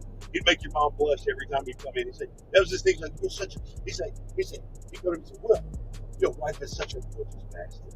And I'm like, geez. What was he doing in Georgia? He moved down for family or something, but I don't know. I mean, he had an aunt or something he came down for, or a nephew or something. But yeah, he was just an old retired. I don't remember any of that. New York Yankee, man. That's what he was. That's crazy. Canada Rob, hey y'all. Hey y'all. Matthew Chinham, you can be a Kayla, duh. I mean, Yep, Kayla. Yeah, but it just Will and Bill, that don't make no sense. It don't fit right. Will, William, Bill. Okay, it just doesn't make right. It just doesn't make sense. Billy, I guess you could be called Billy too. I mean, it doesn't make any why? sense. Well, like Hank and Henry, that makes no sense either. It doesn't make sense. Kayla makes sense because that's actually in my name. Or Mac. But I'm called Kayla more. Or Kay or anything. Mama calls you Anna Claire when she's upset. That's your middle name. Because that's my middle name, yeah. Anna Claire! She hollers at you. I'll say Michaela Anna Claire. If my middle name's involved, I gotta be in trouble. What if we just called all of you kids by like your last name? Like Desmond 1, Desmond 2, Desmond 3. Well, every single one of y'all are all M's though. So you got Michael, Michaela, Maddie, McKenna, and Maggie. So like, I do get tongue tied sometimes. I'm like, okay, number 3, come here. Like, you know, just gonna call you by number. He does. Not that one. That one right there. Like on the home movie, the purple boo in the back. The purple boo. Not that one. That one right there. No. Move over. That one. That was a great movie. I love that movie. Home. I love all the kids' movies, man. I'm just a big kid. Yeah, but.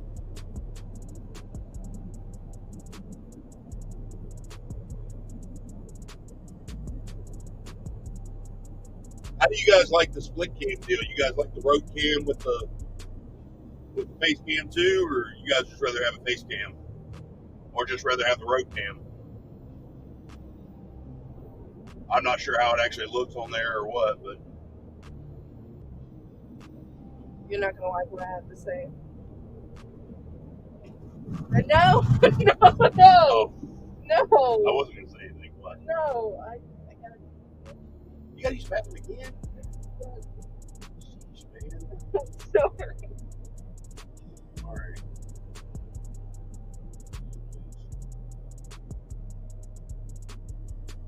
You guys stop a lot. You want to make me stop a lot. You want to do a well? You know that's eastbound. Never mind. There's pilots. Stephen Gamble. Well, laundry is done, so I'm heading to bed. Got to get to Tennessee tomorrow for a crane appointment. Y'all be careful. Colorado was working hard today. Tell Gretchen I said hi. I love y'all. Love you too, Steven, man. Be safe, brother. Thanks for stopping in, dude. Get you some good rest. Can you do 24 miles? I guess. Rolling Oklahoma to the next pilot. Just making sure.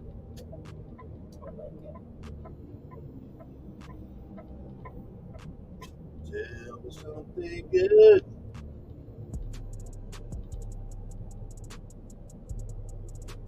But you can say you all joined. Yeah, you need some name bringing up there. There's one down anyways. I was hoping that we got some feedback from the cameras, but I wondered how they like the road cam.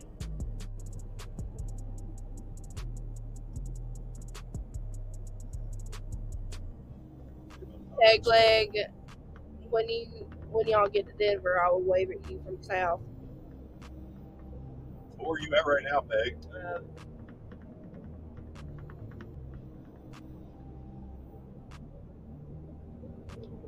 Do we know Peg leg by name? Oh, they are saying stuff about the camera up there. You're not reading nothing. You must have They read didn't the see any. I've done everything. Split is fine. I see Oh, that. whoops. Yeah, I'm about to say, I was like, I'm seeing it. I can barely read it over there, but I see That must have just loaded in. Split works fine, looks good. Okay. And then I got those two. I must have looked down. All right. Well, I didn't know how it was going to work. I didn't know if you guys would like the rolling footage or if it was one of the things that was just kind of like, everybody just likes a face cam. So I figured it'd be something good. I'm not thinking that sets this live stream apart from other live streams that I've done. Is like I'm not sitting still, so I'm getting I kind of like doing the rolling thing. I know I can't mess with the computer. I can't do anything, and I can't touch the cameras or anything. But Dale said it looks good too. all right, right on. Yeah. But I figured it'd be just something different. Because a lot of people, they do live streams. They're sitting at a desk at their house or something. I'm just like, man, it'd be nice to see the road every now and then with somebody when they're driving. It'd be pretty awesome. So I thought it would be cool. Pegleg said I'm south of Pueblo. Pueblo. Really? Oh wow! I thought you were in Springfield, Peg. I thought you were in Missouri. Yeah, Pueblo, man. Rocky Mountain Steel. We used to pick up train air conditioners. So we used to pick up Twinkies and train air conditioners over there in Pueblo. Hey, yes, you're right off 25 then. Nice. What are you looking for? I'm trying to look for my twins. Slime Pack said, "Hey everyone." What's up, Slime Pack? Oh wow. What's up, Slime? Thank you for joining, man. It's just a spur of the moment live stream, man. We're just bored and driving and doing our thing. Thank you for joining. Nothing special going on here, just hanging out.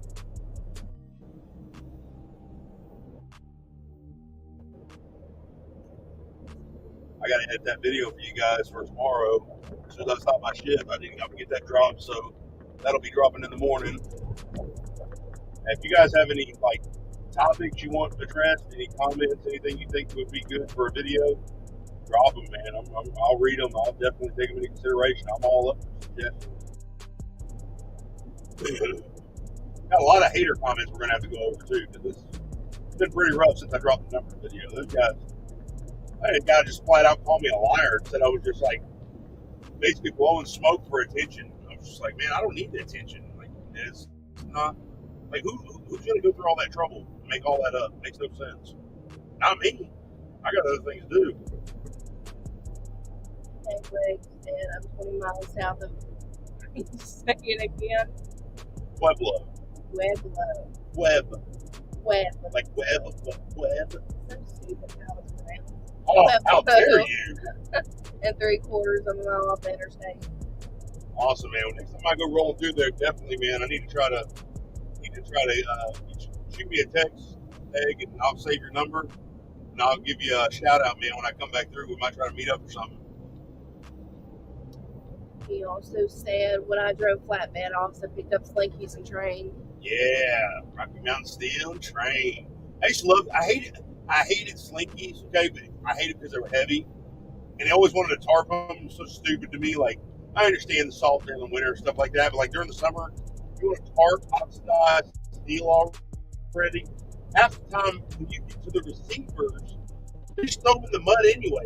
What are we tarping for? I don't understand that. And plus, it was heavy. You know, you're leaving up out of 25. It's a little pain trying to.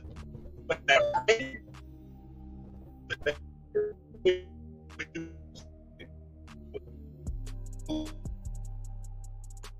train load, you're out of there, man. Train load's been weighing like 13,000 pounds max, you're gone. Like Slinkies, you're looking at could be close to 48K on deck. So, man, I'll be honest with you, man. I want to go back flatbed so bad. I love the rough money reaper, but I miss flatbed so much. It was so much more fun, more challenging. You felt like a gladiator of the road, man. You just felt like you were just a badass trucker. Like you were just like if you were going to be a superhero trucker, it was a flatbedder. Like that's the way I felt. Peg Leg said I'll do that. There's a truck stop and a rest area at my exit. Heck yeah, sounds good, man. That'd be awesome. Greenwood Trucking said I take it that this will be another marathon live that takes 3 days to listen to. Greenwood, I'm sorry. Look, I saw your comment too the other day. You're like, man, I'm like a third of the way through, so we just got the bypass on driveway. That's what the noise was. But like, I'm a third of the way through. We'll check in next shift. I was like, dude, he's dedicated. That is awesome. I'm sorry, man. It was we just kept going like topic to topic, and it was just like so good. And then like we would get down to like, what are we at now? Like 7 viewers, like right now, and then it would spike up to like 21, and then it would drop back down to like 10, and it would spike up to like 18. So we just kept talking, you know. It ended up being really, really good, and we enjoyed it. I really enjoy it because, first of all, I don't have to edit these. I love that fact of it. Second of all, I can just kind of address the comments and stuff as they come in, and it turns out to be very, very informational. It usually is, you know. Peg Leg, every time I picked up a train, I picked up water chillers and weighed somewhere around 75,000. Oh, you're the Titanic water chillers. Good Lord. We always got the like lightweight commercial units, you know, maybe something that took like, 4 chains, or we'd get a little small chiller that might take 2 straps and 2 chains or something, but it was never anything like huge like that. Never, no. Of course, it's prime too. Like, they do have a few oversized customers they deal with, but it's usually company guys local in Missouri that deal with it. So it's not across the board. I fought for oversized freight for prime when I was on the DAB board for the 3 years I was on the DAB, but they never bid onto it. I also fought for Conestoga trailers too. Never got a bite on those either. I even broke that down to the penny how we could make our money back in a year on 100 trailers, and they never bid on it. So Sean Halpin, great channel. Thank you, Sean. Peg Leg, Greenwich, if you get your load of Michigan. Matthew, get you a load through Central VA so I can buy you and Mama a meal, bro. Michaela, you can just call me Matt. That's my only second name option. All right. Thank you so much, Matt. Yeah, I would love to run into all my viewers, man. I wish I could just run into every single one of you, everybody, man. It's so nice to see everybody and just to be you guys to allow us to be a part of your journey, man. That's amazing. We really appreciate it. And anything we can do to help, that's what we're here for. So I appreciate every single one of you guys. I know there's tons of other things you could be doing with your lives other than sitting on this channel and talking with this old man and riding down the road with me. But I do appreciate every second you guys invest in us.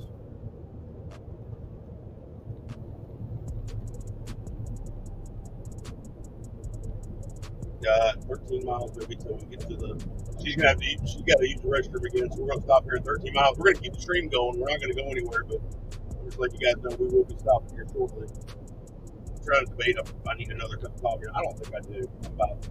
I'm starting to get like a caffeine headache already. I'm on the second cup, but it's been a really strong coffee. So I got dark bold gloves earlier, and then I got the Sumatran bold from Pilot Flying J just a little while ago when we started the stream. Dale said, make sure you set up your reservations with Will and not Ramona. Oh my gosh. So the other day when we went through Springfield, we were going through the show, SugarBear, the terminal.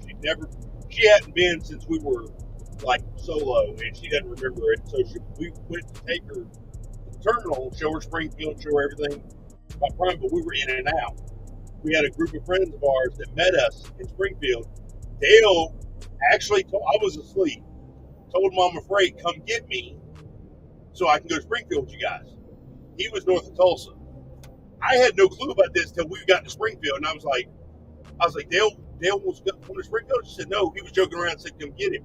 We're going to find out Dale wasn't joking. He really wanted us to come get him, and I told him, I said, from now on, call me. Because if you want me to come get you and you'll find a way back to the truck, I'll come get you.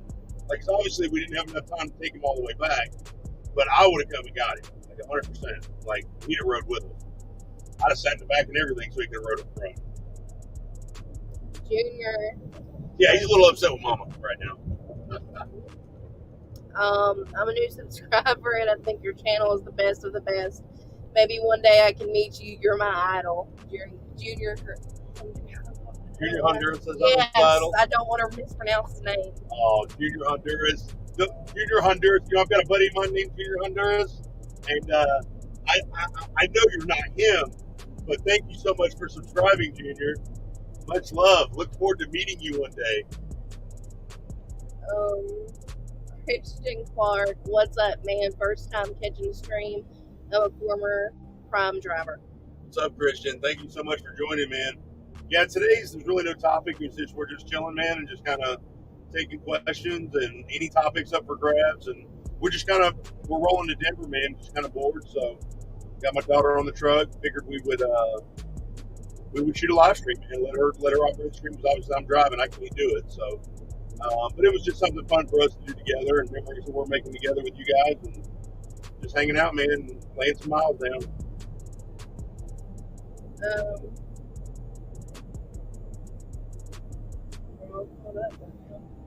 Heck yeah, Junior guys. If you guys you don't know who Junior Honduras is, you ain't been watching YouTube. That guy right there, he's one of my best friends, and that guy is he makes my channel look like a startup thrift store channel, like big time. So he's been doing it for a long time. Has some amazing information on training, reefer. It's definitely a channel to invest your time in. So you guys go check out Junior's channel if you haven't already.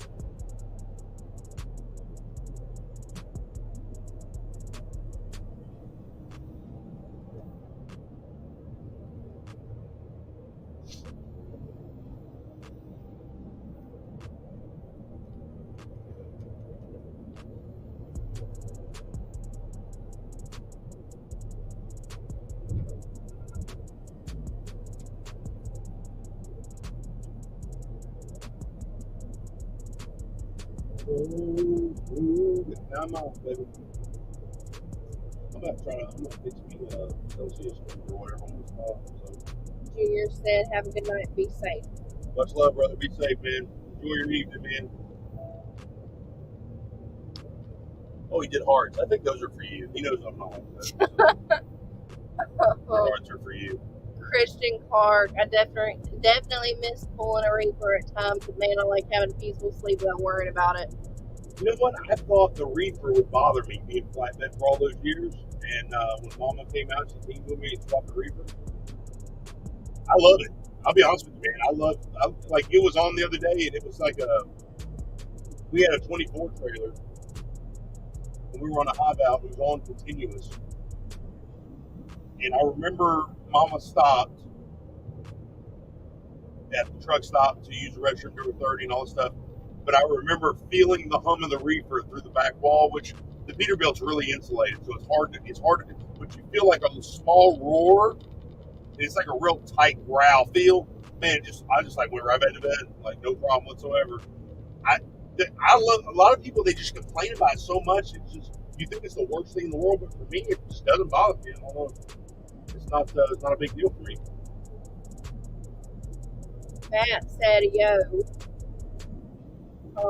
Hey, yo. Christian Clark, it's an ASMR thing.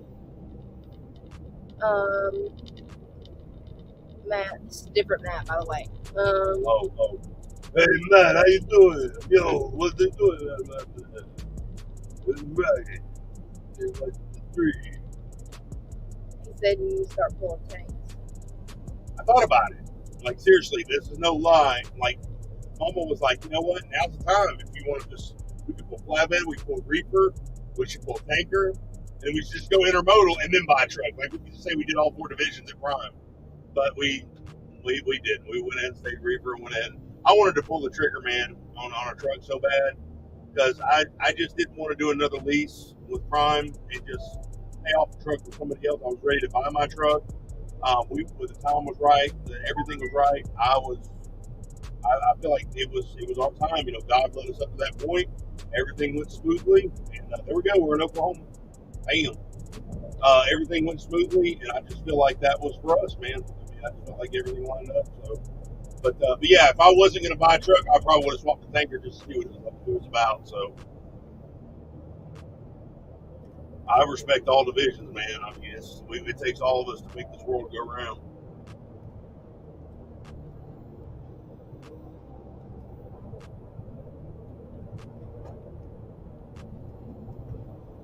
My thing is, I would be like super like just uptight about the tanker though. I'd be like, man, that thing needs to stay polished. Like I want it to be all pro. You probably would. Like dude. no dirt. Christian Clark. When I drove for Prime, the reefer would put me to sleep from the humming. I left Prime back in 2016. I was there for 2 years. Nice. So what made you leave, Christian? What made you make the decision to leave Prime?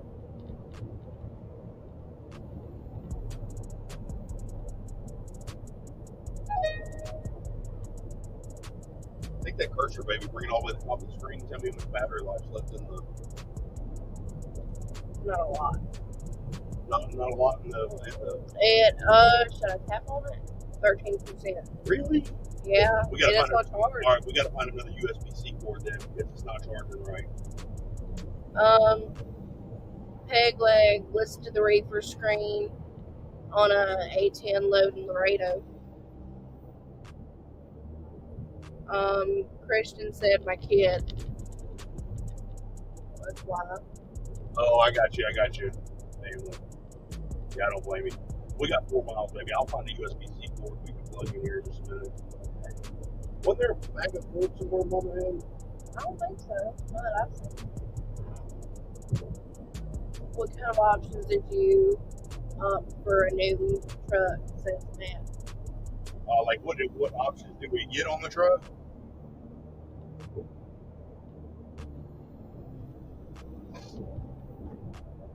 I did do a video on it on what we ordered with the truck, but I'll try to summarize it for you because I can't. I'm gonna try to make sure I can get it right. If that's what you're talking about, we got the shore power with the 1800 watt Freedom HF inverter, pure sine wave inverter. We got the fridge from Peterbilt, so it actually looks like a cabinet. We've got the sleeper door interior cover, so when you open that big side door, it doesn't wake the passenger. There's a cover there for that. We got keyless entry. We got the LED lights, front air ride, all disc brakes all the way around. Let's see what else did we get. We got some other stuff. We got the extra armrest for the driver's seat, which is so dumb. I don't even know why you have to pay for that. It's the most retarded thing. I mean, I swear to God, it's the dumbest thing ever. You got the rear radio controls for the console in the back, the nightstand area, which I didn't even want. Mama wanted those. What else did we get?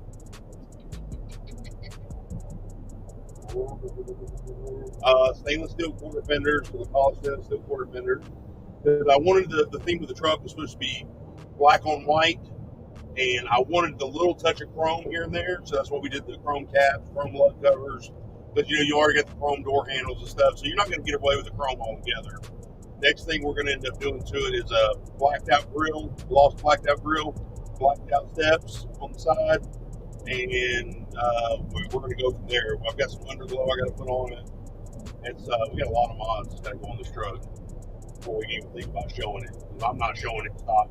I'm not going to do like some of these drivers do, put some stickers on my truck and go show it. A stock truck. I'm just not that guy. And if you're going to show a truck, it better be custom, and it better have some custom stuff, not some 12-volt plug-in lights and some stickers. That's just my opinion, though. I know it's a tad shallow, but you're talking to a guy that's been in a car club since he was 16 years old, with custom cars. I used to build kit cars in Atlanta, Georgia, off of Beautiful Parkway in Marietta. Like fiberglass kit cars and stuff. Been around hot rods my whole life. It's either custom or it's not custom. Buying stuff at Advanced Auto Parts and stickers does not make your vehicle custom. I'm sorry. It doesn't. Matt said y'all need to come to Memphis and meet Scarlett and eat some good food. I was just in Memphis. We were. Matt, I was just in Memphis, bro. I just left. I sat there all day today waiting on this load. Holy cow. Oh, my God. And I would have straight up came and met you, man. I would have straight up. We ate at the, what is it called? The One and Only? One and Only barbecue or something One like and that. Only barbecue, yeah. Just south of Memphis over the Mississippi line. Yeah, we were just there, man. Christian Clark. I'm currently pulling a dry van. We'll be buying a truck in December. And that was a rough yeah, it was. Holy cow. And going to Quality Carrier to haul hazmat tankers at the beginning of next year. Currently looking at pre-emissions to avoid California. Oh, okay. Right on, man. Right on. Yeah, man. It takes all types, dude. You gotta find that niche that you want to go after, man, and just double down and get after it. That's what it's all about. Joshua Rowe. What's up, guys? Joshua on the flatbed side here in Northern California. I'm gonna reset. Nice presence of y'all streaming. Hey, what's up, Josh, man? Good to see you, man. Thanks for joining in. Yeah, man, we're just bored. We're just heading to Denver and pulled a FedEx load out of Memphis today. We had 1,098 miles to cover in 23 hours, so that's what we're doing. And I got the SugarBear on the truck, and she actually entertained the idea of streaming the live video with me, and so here we are. Matt, I left yesterday, headed to Omaha with a load of geese. Right on. Peg leg. Would you ever drive for reliable carriers? Would I ever drive for reliable carriers? Or Christian? No. I don't know anything about, one thing I'm going to tell you, I network a lot. I will talk to drivers and stuff like the drivers that will actually, will want to have a positive, constructive conversation with me. Once they realize I'm a lease op or lease op with Prime, they don't want anything to do with you half the time. I'm not going to talk to you no more. You're an idiot. You lease with Prime. You know what? I guess I've been an idiot for 6 years. Built a house, bought 2 vehicles, put my kids through braces and whatever else we need. And you don't have to own a hood truck and be on your own authority to be successful in trucking. That's a narrow mindset by ignorant people. You know what I'm saying? I mean, you can respect everyone in trucking. I don't know what you're moving over for, man. I'm not even in your lane. What are you doing? Like, you come to a truck stop, you're scared of trucks. Like, what's wrong with you? Christian. Oh man, this guy's out here. He's getting What was he doing? They're out here getting that exercise in. That's right. Hold on, man. I'm about to join you guys. Get out here, do some push-ups. They got to work on that McDonald's. I think that's a girl. No, it is a girl. Okay, sorry, I wasn't looking that hard. I don't know what's going on here. These guys are back. Apparently, you were looking at it a little bit too. I thought it was a guy. Christian Clark, oh God, FedEx Memphis terminal sucks so much. I did not miss dealing with that terminal. It wasn't bad, baby. I'm not gonna be able to get you close because I don't know what this guy's doing. You're but fine. I'm gonna pull. I I want a pump though, but I have nowhere else to go. I am gonna put this like this. All right, that's fine. I'll read it. Just, I'll tell you what. We'll get to this guy right here, and you go use the restroom, and I'll be right here. Okay. All right. All right. SugarBear is about to be out for just a second. I'm going to go into off duty, and I'll try to. 2 minutes of remaining drive time. I'll try to answer you guys' questions as best I can. I'll try to read the chat from over there because we've got. I got to find a USB-C cable too. You gonna be good, Ben? Yeah, turn that off.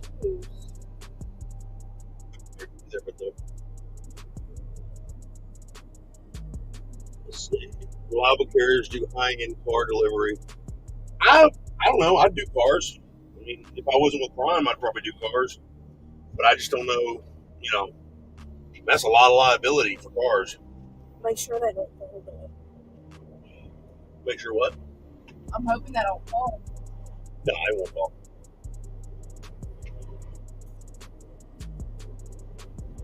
I can't hardly reach this laptop, guys. So, there we go.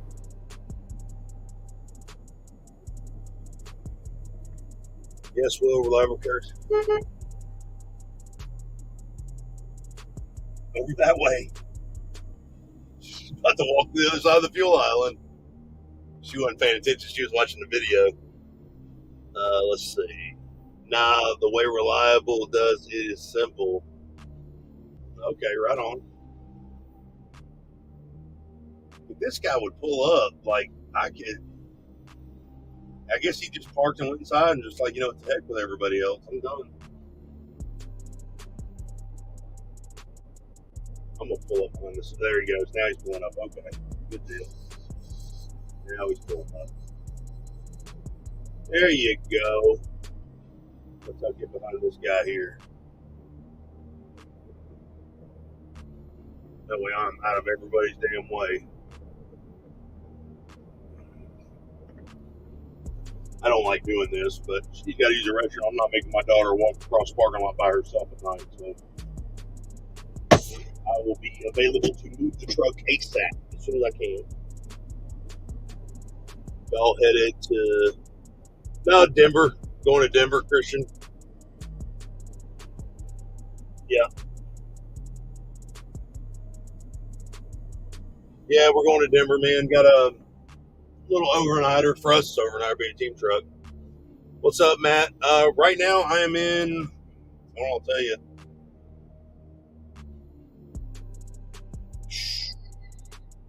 Rollin, Oklahoma. That's where I'm at right now. I don't need a 30-minute break. I did a 30-minute break when I set up the stream. I'm good. She's just got to use the restroom. Oh, Greg. Nice, man. I just hit the bed at the house. Heck yeah. That's what's up, man. Enjoy it, man. Get some rest for me. I did get some good sleep yesterday, though, while we were waiting on this load.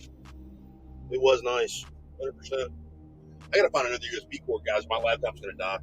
So hang tight. I don't know if this one. I can use it as a data cable. All right, 2 seconds. We're probably about to lose that camera right there. Hold on for a second. I'm about to do something here. I'm gonna try to be super quick, but I don't think it's gonna work because I've got to get this laptop charging.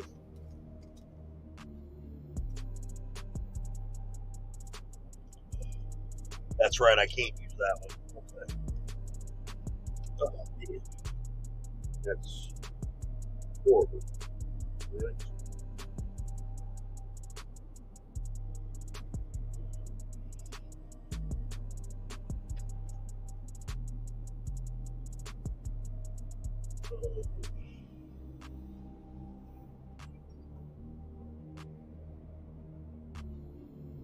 Get that. I'm like one cable shy from having an entire setup completely done, and it's a pain in the butt.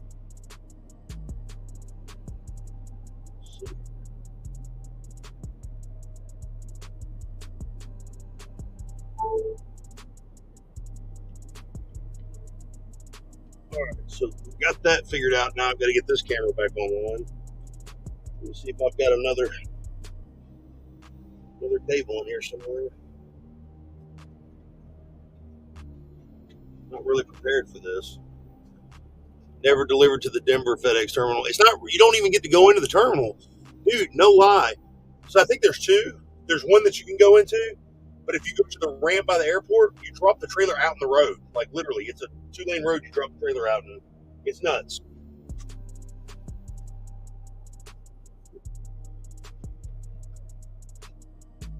It's got to be one of these bags here.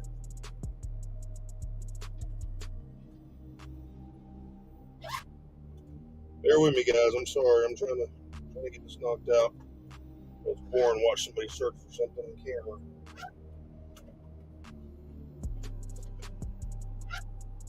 I like this road cam option, though. I'm just trying to figure out where these cables are at.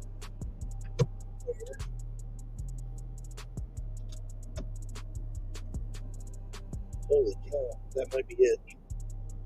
This might be what I'm looking for right here. Yep, I think this is it. Oh yeah, this is it. These are the bags that I'm looking for. I'm almost positive.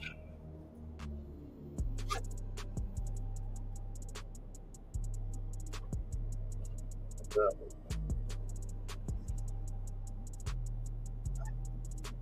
Yep, boom, got it. All right, this is the bag. Hold on, guys. I'm still here. Just trying to just figure it out. Give me 2 seconds.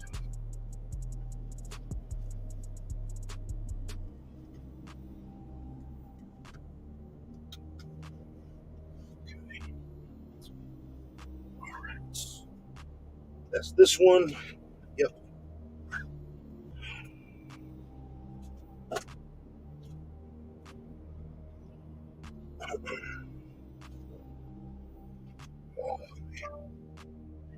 I hate this idle shut off on these trucks.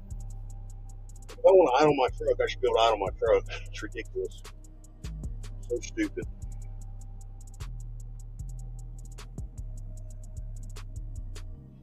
I don't know about you guys, but if I want to idle, I should be able to idle. Take of it. All right. 2 seconds, guys. Let me get this other camera updated.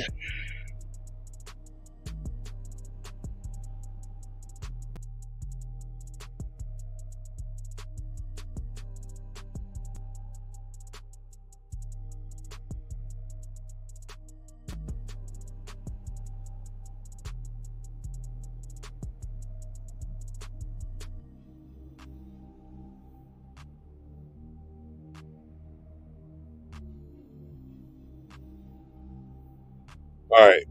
Can you guys still hear everything good?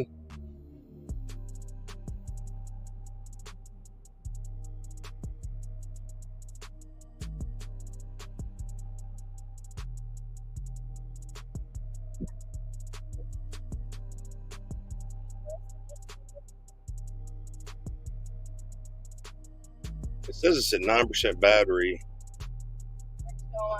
Yeah, still on live. Can you guys hear? Is the audio okay? I don't know if... Okay, Josh says yes. Okay. Sorry, guys. I'm just now getting an update. All right. KK's back. And, all right, so I got the new cables hooked up. So, and this is hooked up now. I'm about to... Calm down. Going. Got Gregory. You got to read it, baby. I got to catch up. So I was up at the... What did, Christian said, what? I can tell you one load. I did not miss all the prime flowers. Oh, man, we got burnt on a flower load last week. Holy cow. And I don't bash prime stuff, but some of the stuff is crazy that we do. But see, we don't even unload the flowers anymore. We don't even unload them. They're, the receivers unload them now. And we just haul them. But man, the rate we hauled was like, oh man, it was not good coming out of Florida. It was really bad.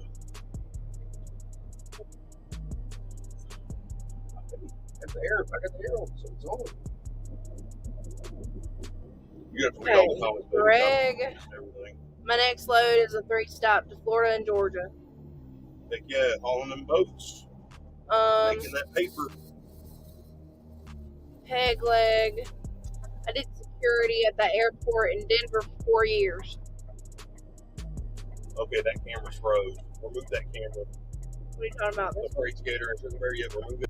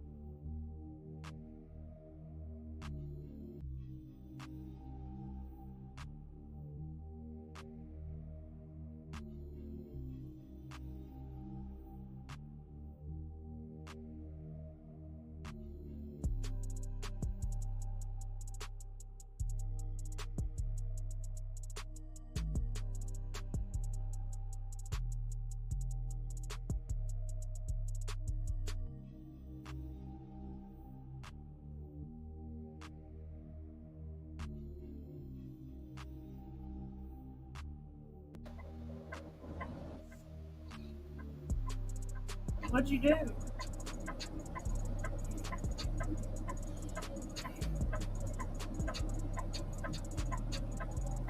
There we go.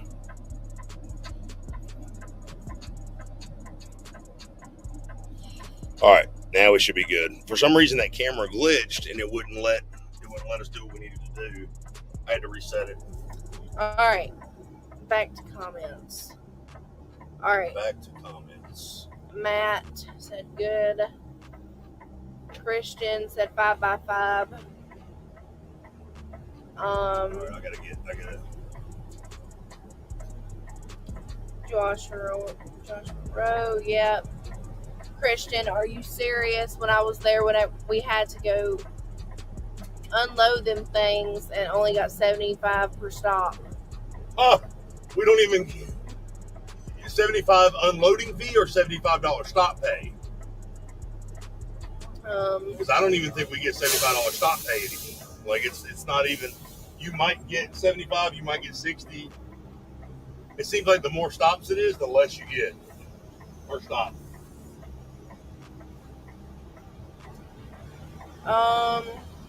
Joshua Rowe, all right, we fixed that problem. Should I take my 10-hour break in the fuel island? No, I'm just playing. I can do that. Matthew, I know he said to call him Matt, but we already have Matt in here, so I guess I'm gonna call him Matthew. Yeah, and guys, I'm sorry I didn't get to everybody's comments while she was in the bathroom. I was trying to get that cable, and I was not very focused on the stream. I do apologize. So she can backtrack up for any questions or anything that happened. Christian said unloading fee and stop. Yeah, this is crazy to me, man, because it's hard to believe that we're doing. I mean, stop pay and unloading fees for like $50 to $75 a stop. That's just nuts. You know, seems like it'd be a lot more.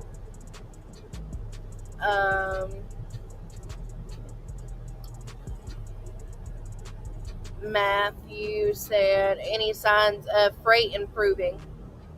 I wish I could say like everything's been getting better on the up and up, and it's kind of hovering right now. It seems like we're getting a lot more time on loads. It's not really. Oh, we got something going on here.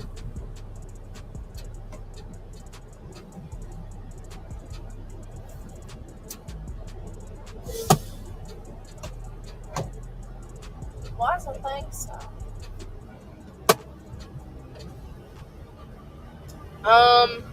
Joshua Rowe. But it seems like we got a lot more time on loads.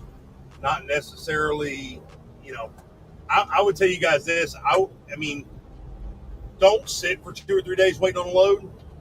But when you see that cheap freight coming through on your Qualcomm, I would I would evaluate the situation meticulously and find out, hey, will this put me in a better area where I know where I'm going? How is this going to look at the end of my week? Look at your revenue from all angles. Don't just look at dollar per mile. Look at everything, but don't take freight that's okay. You going to take up the whole road, or what are we doing? Do you need everything?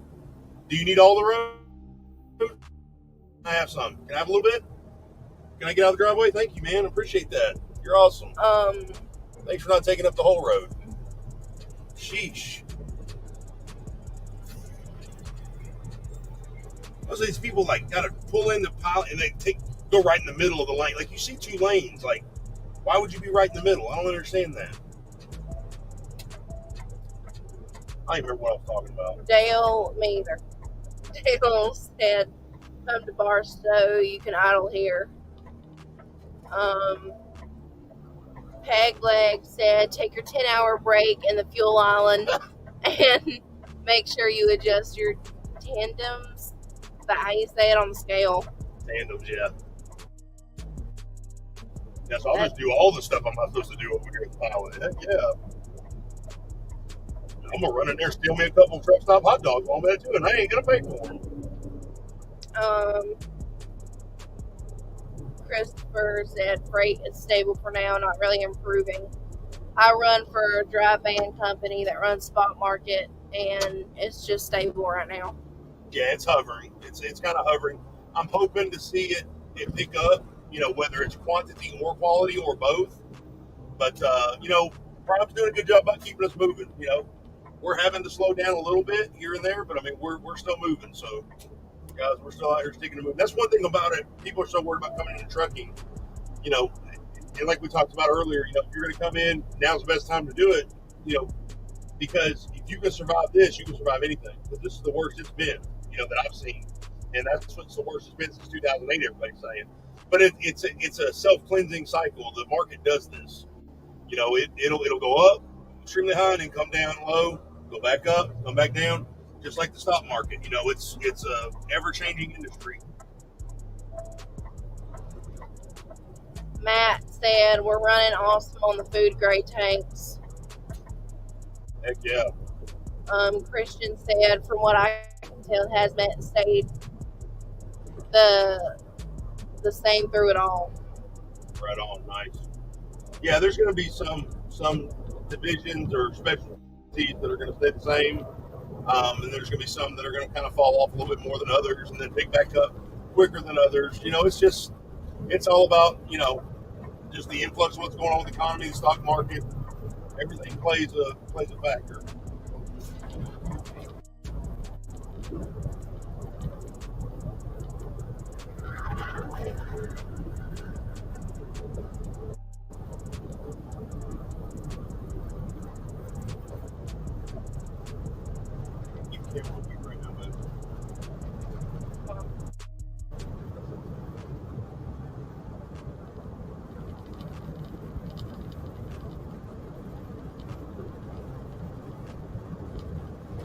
Got in here 16 again? Really? Mm-hmm. Wow. We were down to like 6 a minute ago. That's crazy. Guys, if you're just joining, it's just a on-the-spot live stream. Nothing special. If you have any questions, comments, haters, feel free to comment. I love them all.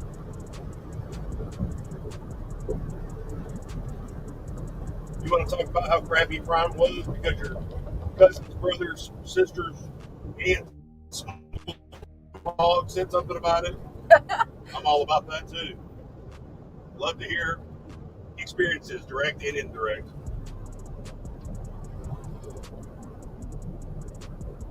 Matt said, I want to be a hater. Hey, now as good a time as any. Fire away. Facebook user said, I'm a hater. Yeah. Well, I'm a hater lover, so.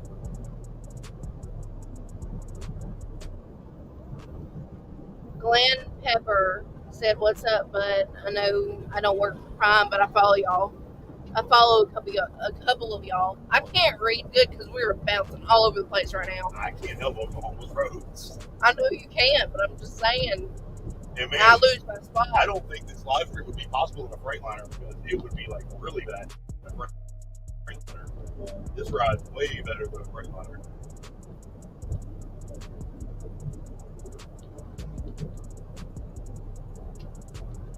Probably going to get laggy here in a second too, guys, because we're dropping signal a little bit. So it's hard to do a live stream rolling because you're constantly picking up on different towers. I can't believe it hasn't dropped out yet.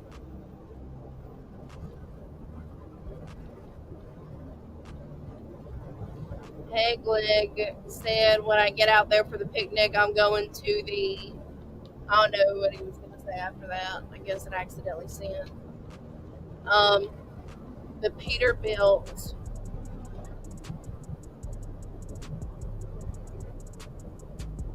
When I get up, Peg Leg said, when I get upstairs in September, I'm going to go to the company spa and get a pedicure for half off. Heck yeah. Go over there and get you a massage. One of Springfield's finest massage parlors over there. The Peterbilt driver, freight will not get back to normal until Grandpa's out of his office. I'm going to leave that for you guys. I'm not touching that one. No. I'm going to leave my personal opinions aside. I don't want to piss anybody off. Matt, there's no reason for people to be hating. I've been doing this long enough to realize we're all doing the same job. It doesn't matter who you drive for or what you do. Amen to that. Glenn Pepper, look, I asked a couple weeks ago about Prime OTR. Do you have to work for Prime to use it? No, you don't. And so, guys, let me make this clear too. OTR, which is actually in its next stage of development right now. So Brian, the developer, Brian Brooks, real good friend of mine, he's actually doing the next stage of OTR right now. And I tried to get into it today, but I couldn't. Something's holding us back from doing that. But he's finishing that side of it up. It's going to be a more expanded database for more users. But if you want to use OTR, guys, all you got to do is go to the links in my video, go to that website, sign up, free 30-day free trial, and you can use it on your tablet, your phone, your computer, whatever you want. It's actually web-based software. It's not actually an app. So everybody's trying to find it in the App Store. It's not in the App Store. It's web-based software. So kind of like you create a bookmark or like your favorite website, you would do the same thing for OTR on your phone or your tablet, and it will look like an app on your phone, on your home screen, because you're going to add it to your home screen. So it will look like an app, but it's not actually an app. It's actually a web-based software. You don't have to be OTR. You don't with Prime to use OTR. So you can be with any carrier. You can be an owner-operator. There are some settings in there and some line items and stuff that are strictly just for Prime. You just alter those and use them like whatever you need them for. You don't really use them for, the Prime stuff. So it doesn't have to be, it can be tailored for anybody basically. It doesn't have to just be Prime. Christian Clark said, I personally believe Prime has the best training program in the industry along with the best yards. They've been hiring too many Somali drivers. I guess that's what he meant to say. I tried coming back and got told there's more qualified people to teach. Yeah, that's something that I've heard a lot from people, is that the recruiting side of things is a little bit there's some issues at hand that they're trying to work on with that. I've heard that from several drivers. As far as foreign drivers go, there's a lot of them that they've hired that can't even speak good English. I don't know why we're hiring people like that, but it's not up to me.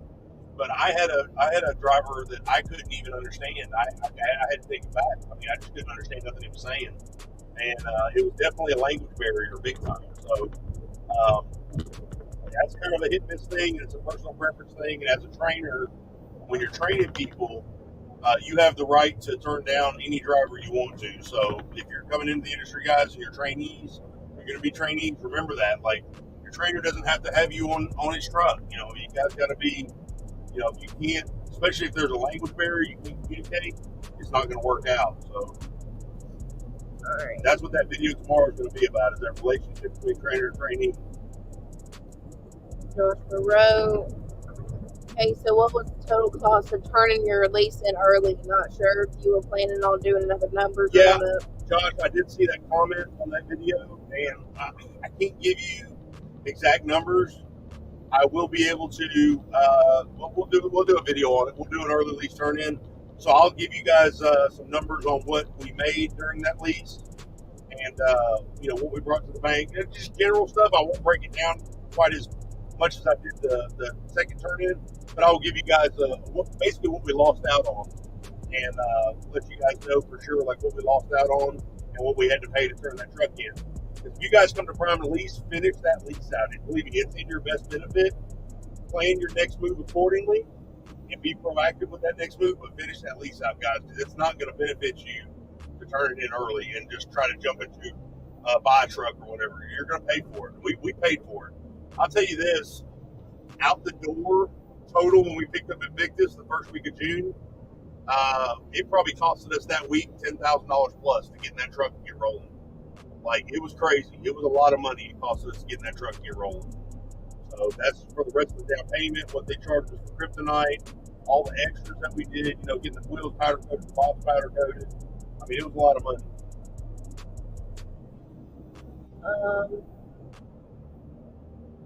Peg leg, and we're working on our number 8. Number 8. Meg, what do you mean, working on number 8? What are you talking about? Oh, that was a dude on the side of the road. Was there Yeah, you better put your safety vest on, buddy. Christian Clark. Prime's recruiting has gone downhill since 2014. When I first came there, I was a trainer at Prime as well. Yeah, you guys, man, if you guys are having trouble with recruiting, you need to reach out to Travis Bacon. He's the head of recruiting. T. Bacon at primeinc.com. That's the head of recruiting. That's the guy that's going to get something done if you guys are having problems with recruiters. So make sure you reach out to Travis if you're having problems with your recruiters. So I'm not naming any names, but I've seen some real issues with some of the female recruiters lately. I don't know what it is, but it seems like they've either got a nonchalant attitude or like once they get you, you know, cleared to hire to come in, they don't want nothing to do with you after that. I just, you know, everybody's not going to be they're not going to meet your expectations. So expect the unexpected is basically what I'm trying to say. Just because, you know, you guys are doing your part and everything doesn't mean that there's not people slipping. You know, we're only human. And but if it comes down to a point where it's a disrespect thing or it's an unprofessional thing, you guys need to make sure to reach out to somebody and let them know so they can get that corrected. Matt said, yeah, I wish I had stayed in my lease. Josh Monroe, pool, got into 4 years, kind of kicking myself over it. Josh, it gives you plenty of time. 4 years will give you plenty of time, man, to figure out your next move, whether you want to buy that truck at the end, during, whether you want to, you know, 6 months before you're getting ready to turn it in, you know, you want to purchase your next truck. For us, it was tough because we came into Prime, we only wanted to do a year and go home. And then we saw the money that was available, the money that we had already built up in our first lease. And I told my wife, I said, you know, I hate leaving this unfinished. I'd really like to finish this lease and then go home. Well, towards the end of that lease, we got contracted for our house that we were building. And when you're 1099, it's very hard to get financing for a house, especially being a new 1099 self-employed individual or self-employed LLC. We were newer. We were less than 3 years old. And we actually got funding to build a house.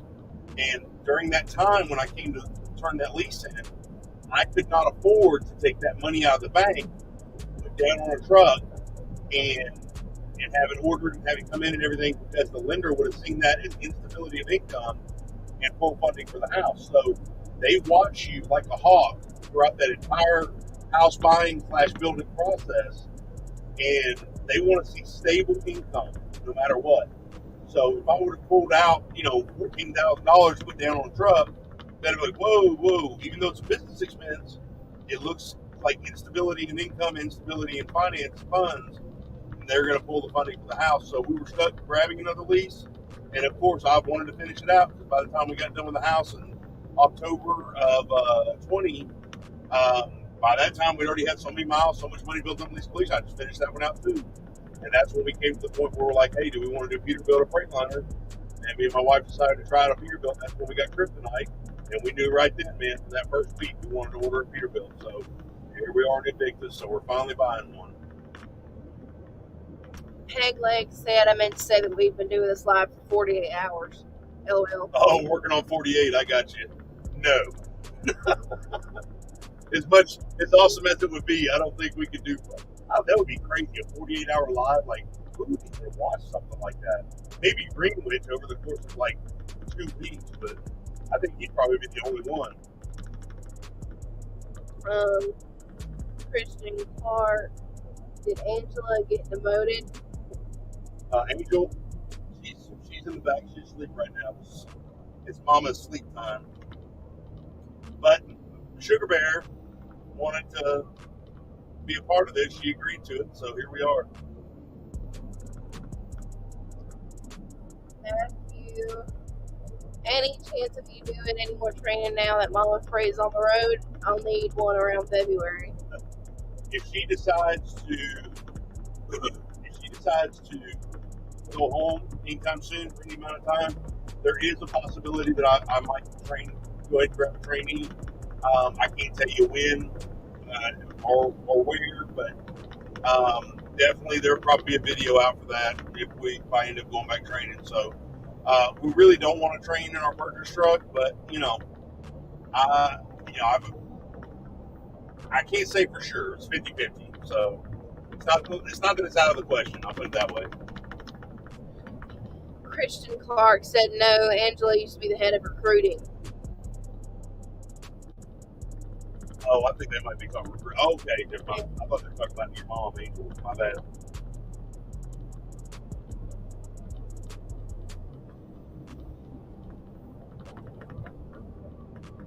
I don't know who Angela was, but I know Travis Bacon's head of recruiting now. Matt said, will you be my trainer? LOL.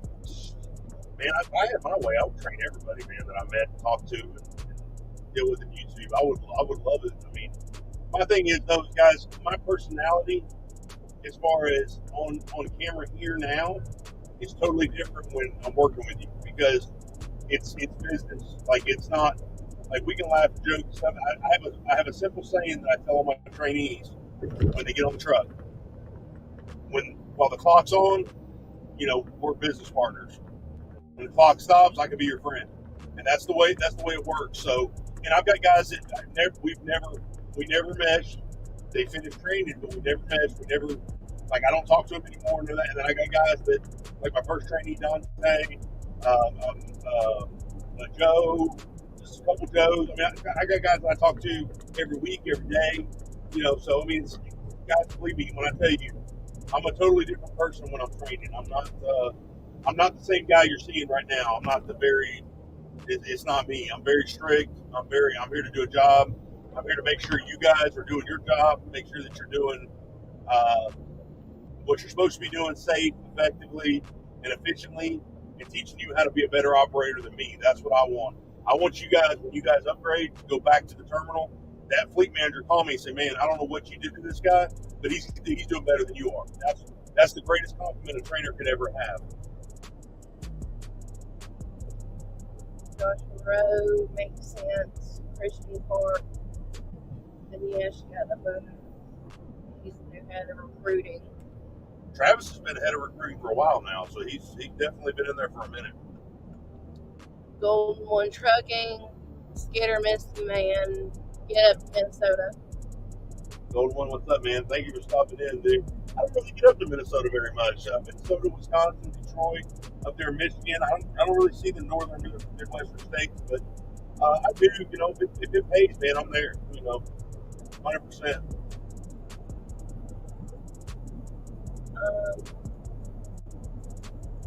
Pat said, yeah, you're an a-hole in real life, LOL. JK. I am. Ask my wife; she'll tell you. But guys, there's a level of professionalism that comes along with that. Obviously, I evolved as a trainer over the years. I used to be very short-tempered, very aggressive with the way I trained, and I realized that wasn't positive. That wasn't the way to do it. There's several different ways people learn, and I have to adapt to that. I have to adapt to every person, and I've realized that now. I've realized that a long time ago, but I realize it now. I saw the error of several ways. You always grow, just like you guys grow as trainees, and you develop yourselves into professional operators. A trainer grows as well. Each trainee makes that trainer a better trainer for the next guy. So if you as a trainer, if you're training and you think that way, you will never fail, ever. But if you start getting to that point where you're like, I know everything, and if this guy doesn't want to do it the way I want to do it, and he's just garbage, that's when you start failing. And that's when you're failing for your trainee too, because they have to be able to learn the way they can learn. You can't just say, hey man, it's cut and dry, this is the way it is, or you can't do it if you don't do it my way. There's a million ways to truck. You can't be that narrow-minded and be able to train drivers. You might as well just hang your keys up altogether because you're not helping anybody. Glenn Pepper said, how's out? Great looking over there. So far where I'm at, I'm constantly getting loads. Yeah, we're rolling, man. We're never empty. Some of the wait times for the loads are a little bit longer than what we like as a team, but Brian's doing a good job keeping us running, man. We still got money coming in, so we're good.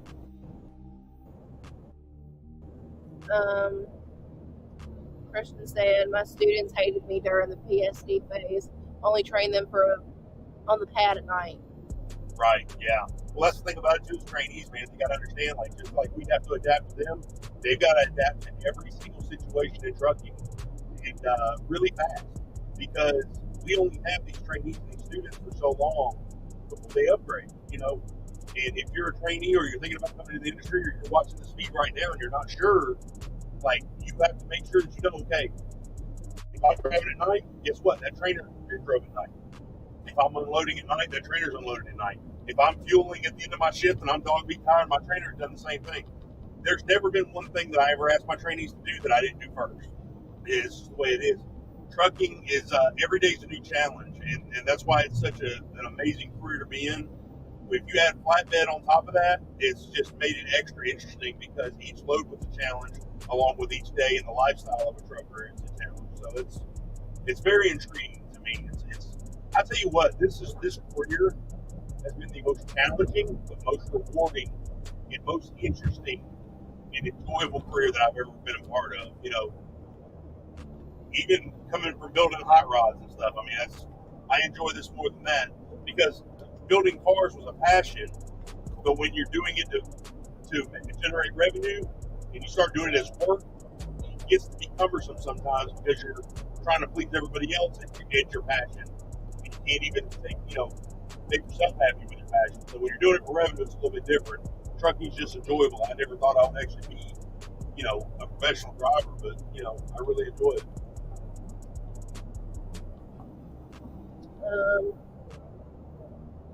I can't tell if it's an L or what.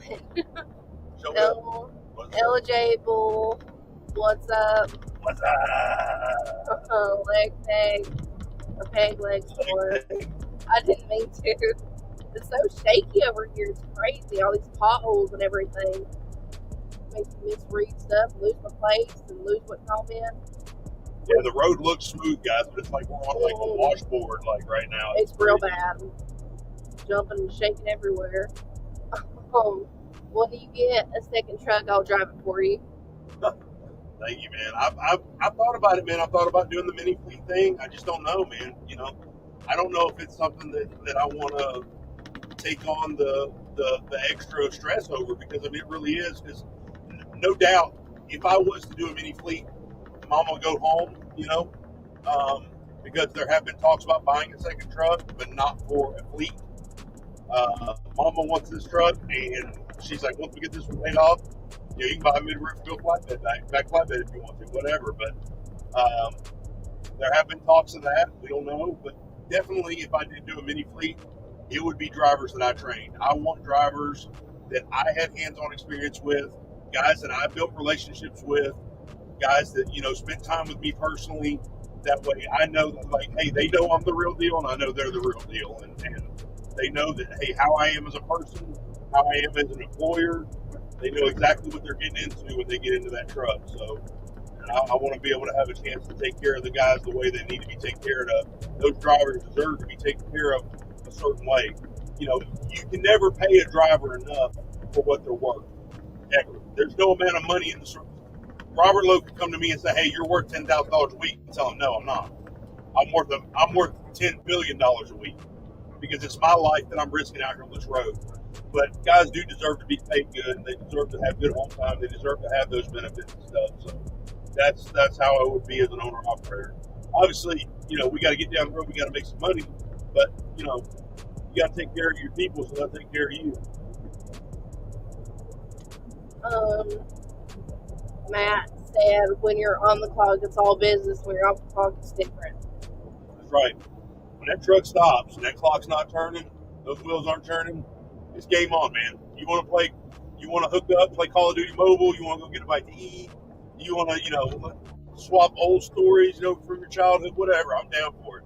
But man, and there's one thing I never allowed on my truck was racism, politics, biasm, any kind of hate towards any political or certain group. I didn't care about none of that. I don't want none of that stuff.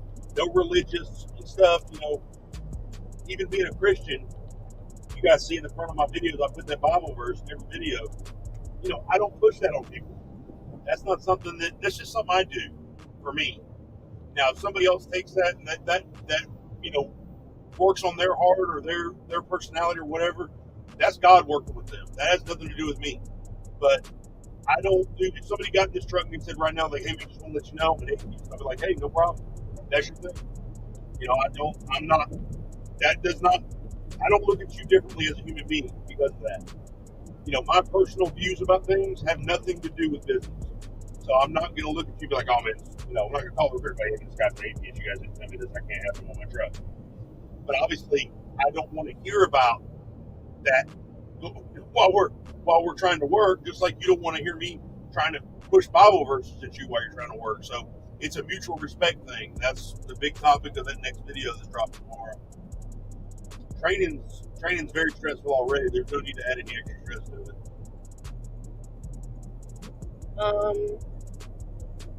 The Peterbilt driver, what do you do before trucking?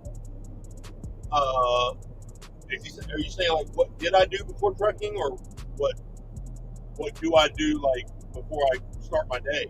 What do you mean? Till then, Christian Clark, I made them do the pad at night because it's harder back at night. So if they could do it at night without any points, then day is easy. Plus, there's less stress from that time limit that they have from the pad. Right. And so what I did was when I PSD'd, I would only take a PSD driver or I would only do a PSD if they were going to go TNT. So if they were going flatbed, I knew they were going to go TNT as well. I was going to be able to have them for TNT. And obviously, if we matched up and they were fine being with me or whatever. Well, I would take, the way I did my guys was I would meet and greet. We'd get all the stuff loaded on the truck. We'd go bobtail around the test court, around the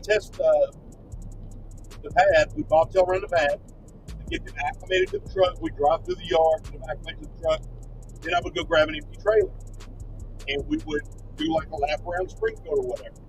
Once they felt comfortable where they could drive, I'm straight up guiding them like a PSD instructor. Then we'd go get our load and we would leave. And I would tell all my guys, hey, drive whatever you can. I'm going to sit up with you. Drive whatever you can, 55 miles an hour. Just get accustomed.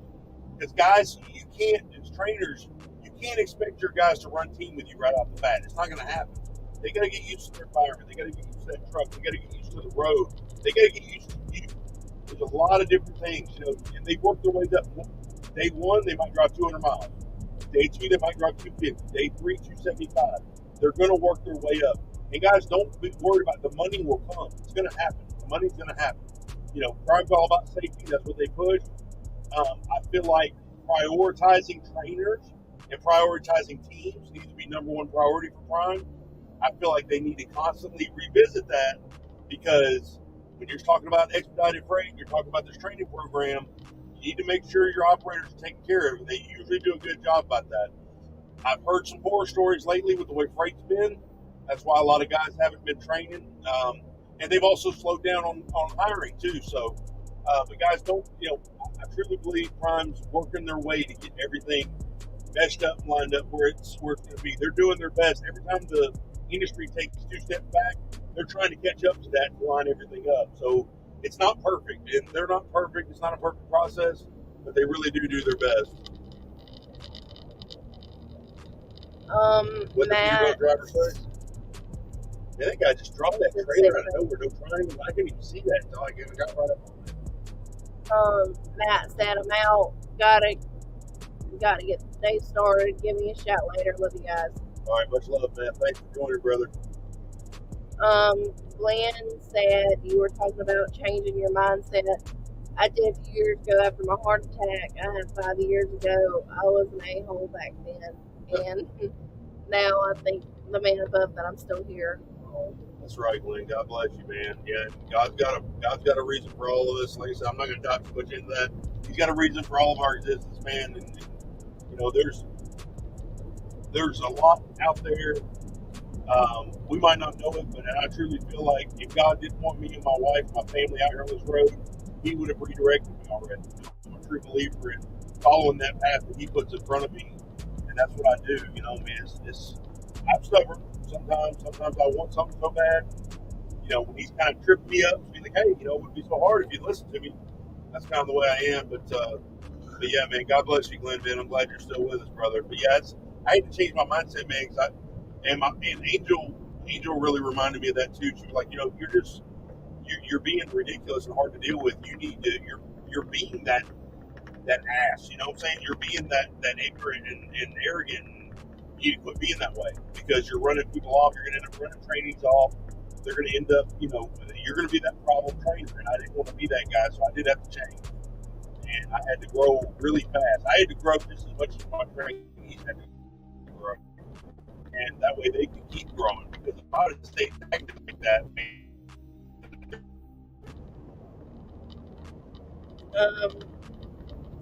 Christian said, my first day driving a truck coming out of Birmingham on 20 into Atlanta. Oh, wow. I'll tell you, it's kind of a funny story. The first time I ever learned to drive a box truck straight shift was, it was, to be able to double clutch and everything was an old box truck, old Penske box truck. I was in the local Union 72 in Atlanta, Plumbers Pipe Fitters Union. And I was going to school at Atlanta Tech, and the owner of Art Plumbing out of Atlanta, oh, the windshield's getting foggy. He says, hey man, do you know how to drive a big truck straight shift? And I said, no. I've never done that. I said, it's like a car, right? And he says, oh, no, you got to double clutch and all this other stuff. He said, you'll figure it out. He said, just back the truck up and they'll load you up. So I was like, okay. So I came off of one of the exits over there off of 285, stalled the truck out as soon as I got in the first lane. And there were semis just rearing down on me. I learned how to drive that truck really, really fast, like super fast. That's how I learned to drive that truck like that. It was nuts, man. It was scary. That was a long time ago, man. I was like 18 years old, 19 years old. It was nuts. Christian Clark, I changed my mindset on life after my tour in Afghanistan in 2011. Oh man, appreciate your service. Appreciate, God bless. Yeah, I can only imagine the stuff you guys seen over there, man. My son's in the Navy right now, and he just on regular deployment, missions to training missions out in the South China Sea, man. He as far as trucking goes, military wise, like it's the only thing that is more life restricting, lifestyle restricting than trucking is military.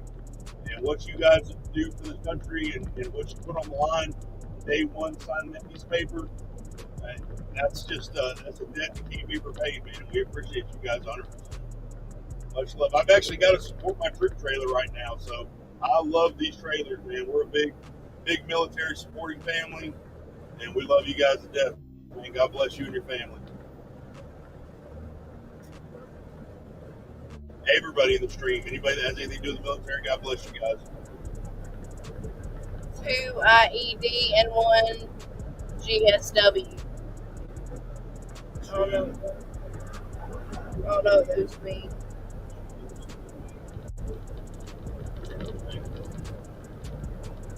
Did the Peterbilt driver ever say anything? Oh, well, I've read his. Yeah, but I'm saying, did he ever respond? No. All right, go back up there and highlight it real quick, because I think I know what he's talking about. All right, so what did he say? What was the exact question? Because I can't see it. What do you do before trucking? All right, so okay, I think what he's saying is, what did I do before trucking? So I'll give you guys a little backstory on what I did before trucking. If he's saying, what do I do before trucking? I guess, so I answer 2 questions. What do I do before trucking every day? First thing I do is get up, go get a cup of coffee, smoke a cigarette, okay? And take vitamins and whatever else I need to take during the day, okay? No, I'm not proud of the cigarettes. I should have already quit. I don't want to hear the chat. I know. It's terrible what I'm doing to my body. I know. What did I do before trucking, though?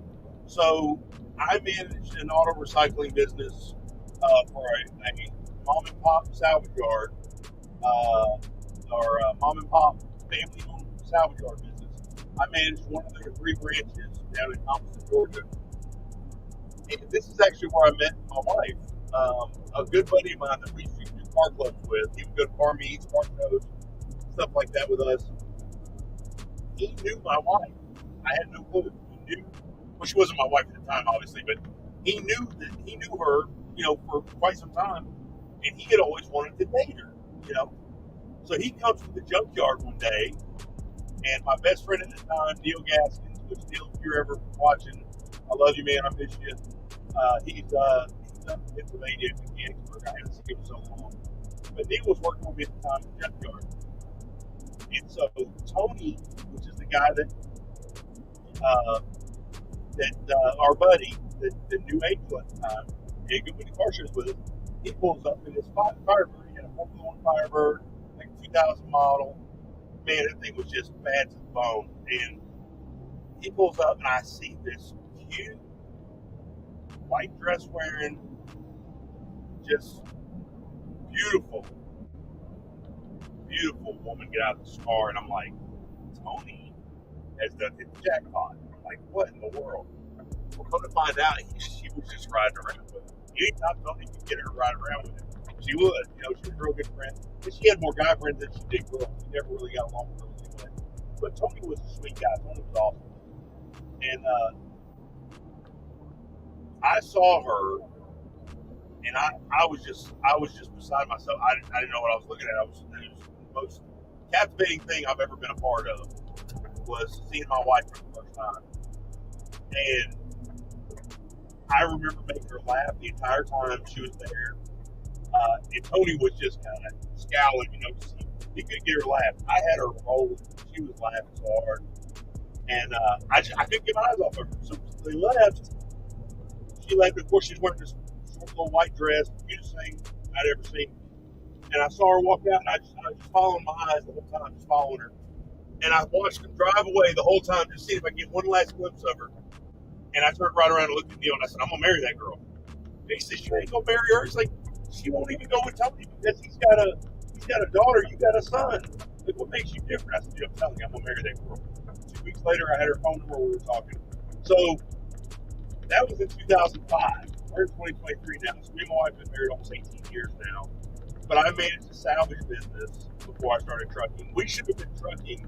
She wanted us to go trucking right after we got married. And even before, I think, she wanted me to go trucking. But we had a whole totally different view of trucking then. I had her stepdad worked for McLean Food Services. And, I didn't know anything about trucking or the industry. Had no desire to be in trucking. Definitely didn't have a desire to do a YouTube channel. Dude, to be honest with you, I enjoyed playing bass guitar, I enjoyed spending time with my son and Angel, and I enjoyed, working on cars. That was it. That's all I wanted to do. And just party and hang out with friends. I didn't care about trucking or anything.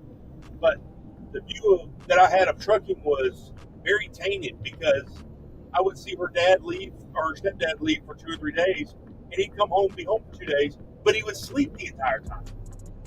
And I'd be like, what is this guy got to sleep for? He sits on his tail end all day long. He doesn't do anything. He's just a lazy truck driver. Why is he sleeping? Well, guess what? Now I know. Because we stopped yesterday after we dropped, and we were waiting on this load in Memphis.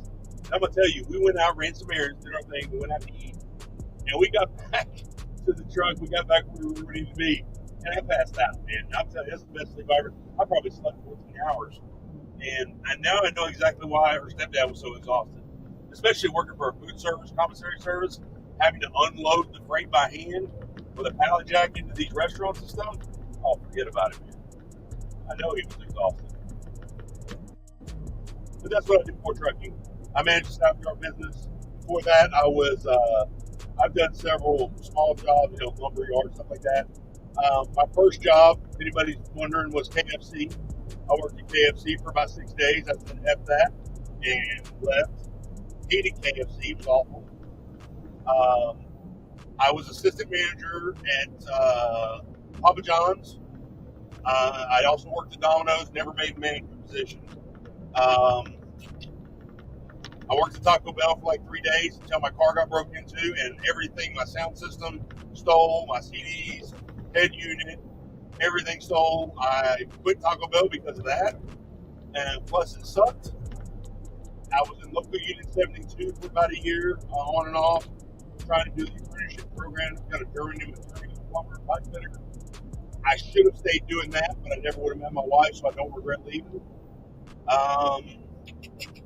That's pretty much it, man. I managed the salvage yard for the better part of 2 decades before I started trucking. All right. Christian said, I was involved in 2 IED explosions and got shot once. Sheesh. And, well, thank you for my service, because without the American citizens, I wouldn't have been able to be a soldier. God bless you, Christian. Thank you so much, man. I'm so sorry about that kind of stuff that you experienced, man. I couldn't imagine, man. I should have went in the military. I wish I would have. Looking back, I wish I would have. Because, my son has no idea what he does for this country is so important, and how important it is to us as his family. Because we value that kind of sacrifice. Because even if you never saw combat, you're still laying your life on the line for day one. You're still admitting to that sacrifice no matter what. So, and you can't ask for it from a human being. 100%. Joseph Foley, Yeah, let's say we got just a few of them. I think that they were conversating Okay. with each other. Gotcha. Sorry, my service sucks all day. Who said that? Joseph Foley, or is it Foley? It could be Foley. Bailey? B-O-L-E-Y. Okay. Bowley. He said, I'm sorry, my service sucks. It's probably us, because we're rolling down the road doing a live stream, yeah. What's that battery? Is it charged? Maybe what's the battery? Laptop say, was it 9%? 13. Okay, good. It's holding up now. Apparently, this live stream feed actually takes a lot of juice from this laptop for some reason. I don't know why, but it really does. Plus, we're not on. I don't have it plugged into the 110 charger. I've just got it plugged into the cigarette lighter, so it's probably doing low amps and everything right now. Christian said, I'm a former Army Ranger, Black Hawk Down. The movie is what made me want to become a soldier. Wow, that's awesome, man. That's some killer inspiration right there, and that was a really good movie. Yeah, thank you guys for your service, 100%.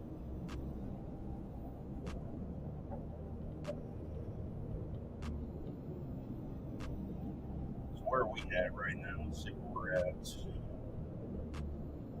I'll tell you this, we've got this thing wide open as fast as it'll go. I got my foot on the floor at 65.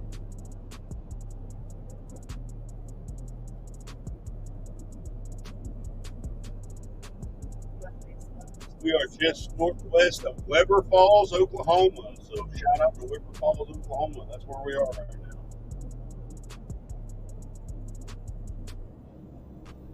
Weber Falls.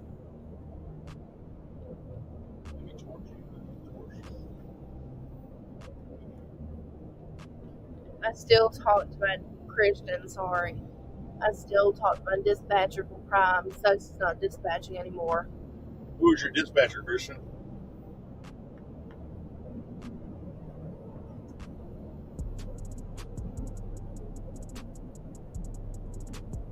I've actually been fired off of the dispatcher board not once but twice. Yeah, I got let go twice. The same dispatcher. He let me go. I went back to him. He let me go again. Most people don't know that. Huh? And Prime, yeah. I'm not going to say who, but, you know, just letting you guys know. I didn't even know I'm not perfect, so. I ask a lot of questions, and I want to know a lot of things, so the dispatcher didn't like that. He wanted me to be a good little soldier and keep on trucking, and I didn't like that either. Chris Clark, Chris Martin. Chris Martin was dispatcher. Oh, Chris Martin, yeah, he doesn't dispatch anymore. He's actually one of the top dogs right now, man. He took over Steve Tassin's position at Prime. I was on reefer from the day I started. Right. I miss flatbed 100%, man, but I know Mama can't do flatbed. And obviously, you know, I'm getting older, but there's no excuse. I would, if she went home and we were like, hey, we're good, we can make flatbed, no problem, I would in a heartbeat. I guess I miss flatbed so much. Not because I don't value, you know, the food side on reefer, the pharmaceutical side, and all that stuff. I know there's a need for it. I love the challenge of flatbed. Every load was different. Every load was unique. You know, you always, man, there's nothing like, I'm telling you guys, there's nothing like securing a load, looking at it, going over it, teaching somebody else about it, tarping it, and then get back in your truck after 100-degree heat and drinking that ice cold bottle of water, man, looking at that rearview mirror, like, man, I did that. That was something I did. It was a very accomplished feeling for me. I mean, it really was. And I was good at it. I felt like I was good at it. You know, I mean, I really enjoyed it. And I guess that's what makes this career so intriguing is that I feel like I am good at it. I feel accomplished. I feel successful in this industry. So that's what makes me enjoy it more and more every day. Christian also said that was my dispatcher. LOL. Chris is an amazing guy. Very down to earth. I used to BS all the time. Yeah, he's a good guy, man. I'm talking to him a lot. Man, I used to BS with him. Yeah, BS maybe. Like, yeah, I know what he's saying, okay. but I thought you know the acronym. no, I don't know. Okay. I just make sure. I know I don't. I just make sure I do it. Hope you heard that or not. No, trust me. My shelter's little princess. Christian, I did flatbed with TMC. What? I did flatbed with TMC. Oh yeah. TMC is definitely flatbed. That's something that people don't know about Prime is, just because we have that division doesn't mean like TMC is solely flatbed. So they're flatbed oriented. That's their thing. You know, Prime is not. Prime's not flatbed oriented. Prime's not flatbed focused because they have all the other divisions. The reefer and the food grade side for tanker, that's their main focus because the way they look at it is everybody's always needs food. Everybody always needs medicines. Everybody always needs that food grade stuff.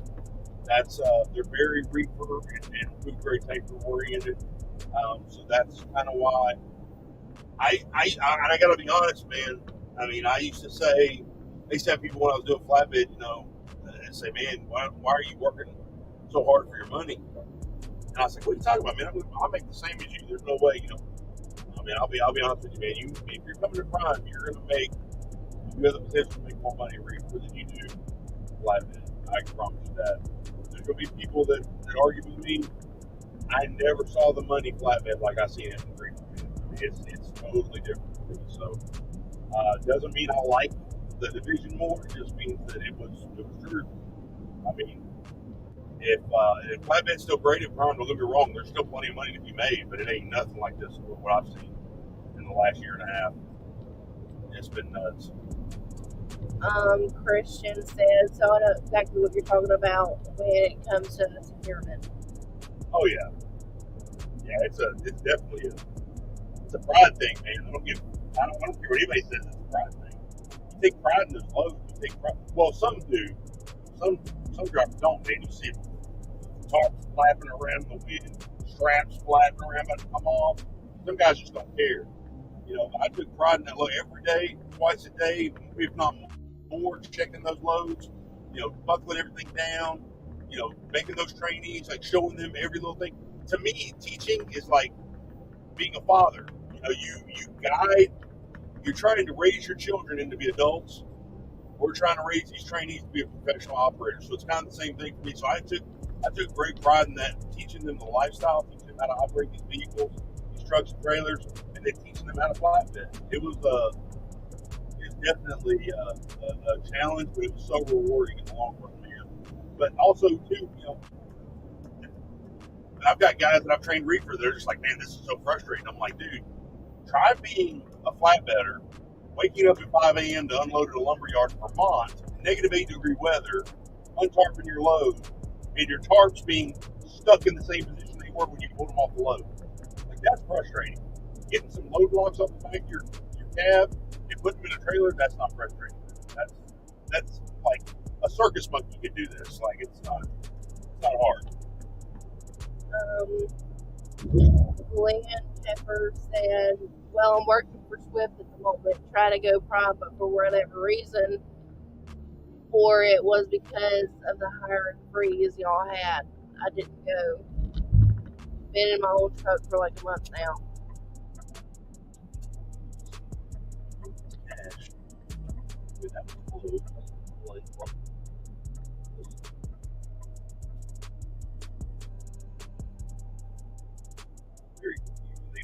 They got a sign that says left lane closed, and they have the center closed, and the right lane was passed over. So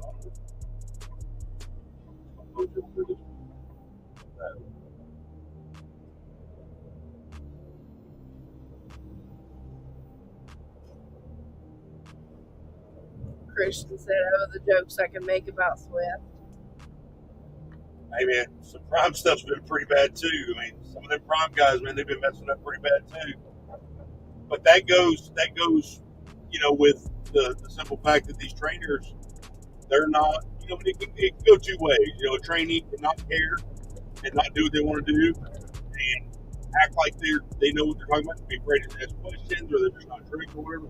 But the trainers themselves could not be doing what they're supposed to be doing. So, I mean, go two ways, but that training is so crucial, man. Get these guys out there and they be, you know, trucking, 90% of trucking is just common sense. You just got to have a good head on your shoulders, you know. You got to be able to think for yourself and be, you know, responsive to situations, you know, and be aware of situations. That's basically all it is. Glenn said, oh, I've heard them. That's all good. Yeah, we get to see the dumb trucker feed or whatever it is on Facebook all the time. And see them jackknifed and flipped over and all these times. It's just poor training, man. I hate to say it, but it's poor training, whether it was the experience with the training issue or the trainer's issue or whatever, but something didn't click. You know, you're going to have that with training schools, though. You're going to have that with training companies, man. It's not going to be, you know, that's the reason why you see Swift like that. Swift is the nation's largest reefer carrier. You know what I'm saying? I mean, they're especially after they acquired, what was it, TR England, I think it was. US Express, I think. I can't remember. Anyways, you know, they've been conglomerating and buying up companies. I mean, they're the largest carrier in the nation. You know, you're going to have these issues. You know, you're going to have the amount of trainees and stuff that you're pushing out. you're going to have these variables come into play. Same thing with Prime. Prime's a big training company. You're going to have those variables come into play. Everybody's not going to get it, flawless the first time. They're going to have issues. They're going to have stuff happen, and problems arise, unfortunately.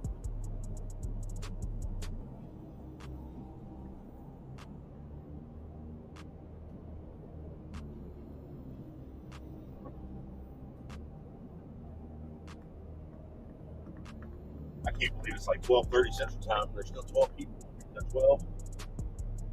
Yeah, it's 12:30. Are you tired? Oh, hell. What's everybody saying? I can't.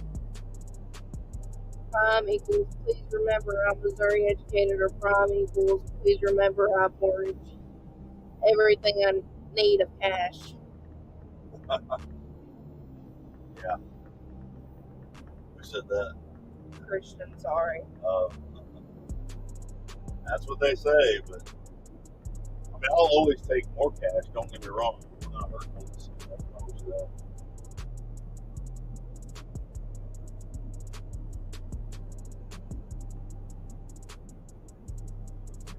It's all about what you make of it, man. Prime's a great company for a lot of different reasons, but it's not going to fit everybody.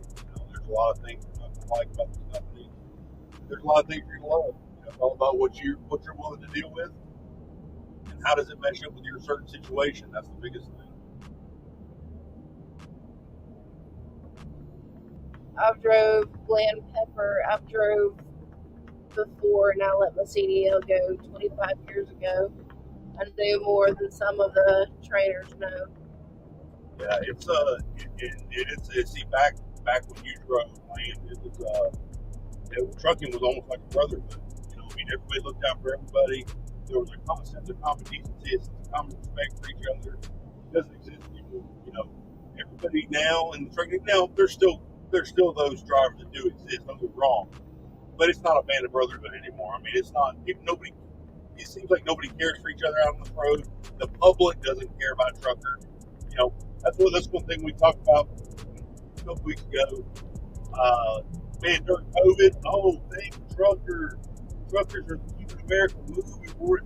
Once all that crap stops, you don't even hear about truckers anymore. We're not even considered essential anymore. But COVID's over, everybody's out moving around. We don't need truckers no more.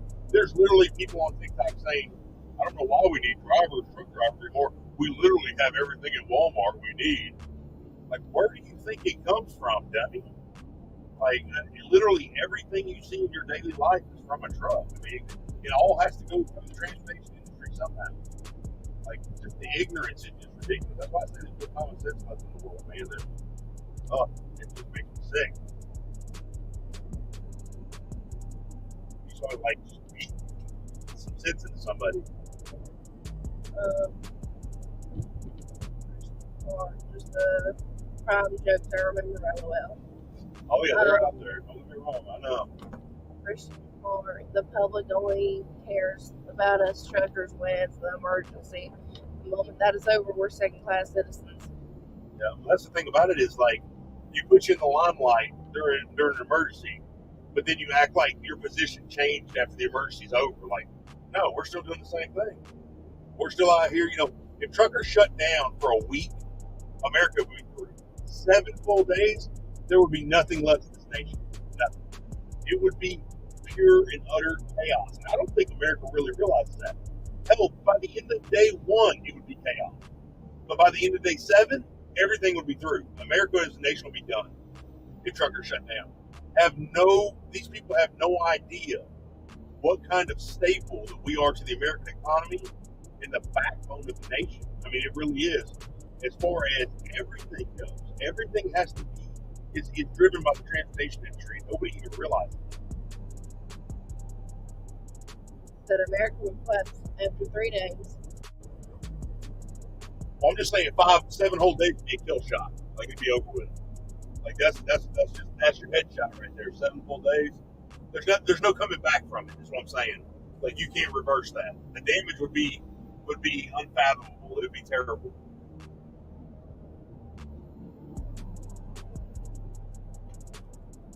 Glenn said back when I drove before we didn't have a GPS, cell phones, or anything like that. Oh yeah, that's when you had to work to get where you needed to go. That's one thing I can tell you guys. If you guys are interested in coming to this industry, that GPS is not your friend. Always have an atlas on you. Don't second guess. No. Double check twice. Drive once. Don't make that mistake, man. Them GPSs, I've seen GPSs where you can map the route out to a T, where you need to go, a safe and legal way to go, and that GPS mid-route change. Guys, do not trust technology. Trust your instincts. If you have a gut feeling something's not right, you need to pull over, do a safe stop, throw your hazards on, and figure it out. Don't just go and hope for the best. I promise you. That's the worst thing you can ever do. Christian Clark Logistics build nations wars. Yeah. You can build them and tear them down. It's the same thing. It takes this industry to do that.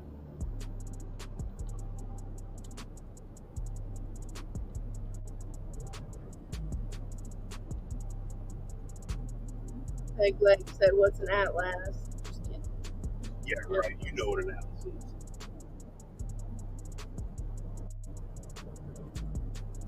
Technology's great. Don't get me wrong. I mean, it's a great tool to utilize, whether on your phone, whether GPS. Guys, I'm telling you, it's not perfect. This is why the whole world is going on about this AI stuff that's going on, this artificial intelligence. If you guys would take the acronym and break it down to its actual word, phrase, artificial intelligence, man-made, not perfect. That's everything, okay? Anything AI is not perfect. These people go crazy over stuff. These GPSs are not perfect. Guys, you know your instincts. Trust your gut. Don't trust a piece of technology. Double check it, but don't trust it. Like, always second guess it. Expect the unexpected. Glenn Pepper, a lot of people still don't know how to use one. And it's so easy to use an atlas. It really is.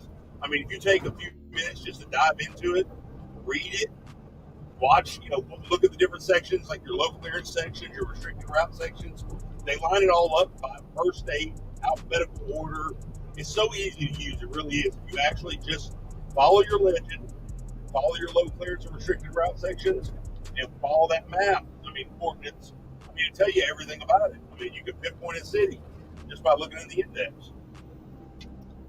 Alpha Midnight said, "The night of the 16th, nothing stirring but maybe a mouse. I get this loud sounding notification that the freight scatter is live. LOL, paying my respects, stopping in to say hello and good night, safe travels." What's up, Alpha? God bless, buddy. Look forward to seeing you soon, man. I hope it works out. You know what I'm talking about.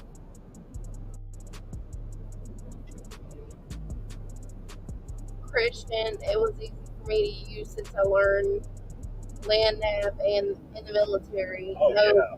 By the way, the truck I'm in, I just missed my spot, has that same Sarah system Prime was looking into if you got any questions about it.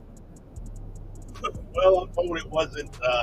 Inside sources told me that it's not Samsara. It's actually a different company. I'm not going to say what company, but that was leaked information. But I will tell you this: they are looking at driver-facing inward technology still, and I'm still fingers crossed they don't go through with it, because I'm a firm believer they cannot help the driver. All they can do is incriminate them and put them on a chopping block for being fired. So I am 100% against inward-facing camera technology. I'm 100% for outward-facing camera technology, because you can prove a driver's not at fault for an accident or an incident with an outward-facing camera. You can only prove a driver's at fault with an inward-facing camera. So I don't believe that's something we need to get into. But this is Robert Lowe's company. Him and his family built it from the ground up. He feels like that's best for his company. That's what he's going to do. And I can't tell you this right now. That man's a hell of a businessman. He knows what he's doing. So I might not agree with it, but I mean, You know, it's not my company; it's his company, so I got to respect him for that. Greenwich Trucking, only use GPS for remaining miles last on the directions.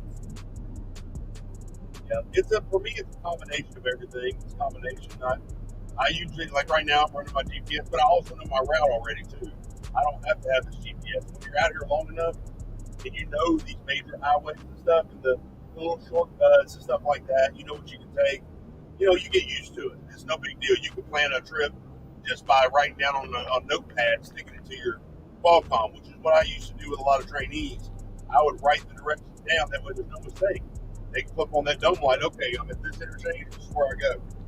You know, that's the best way to teach anybody is teach them with that atlas first.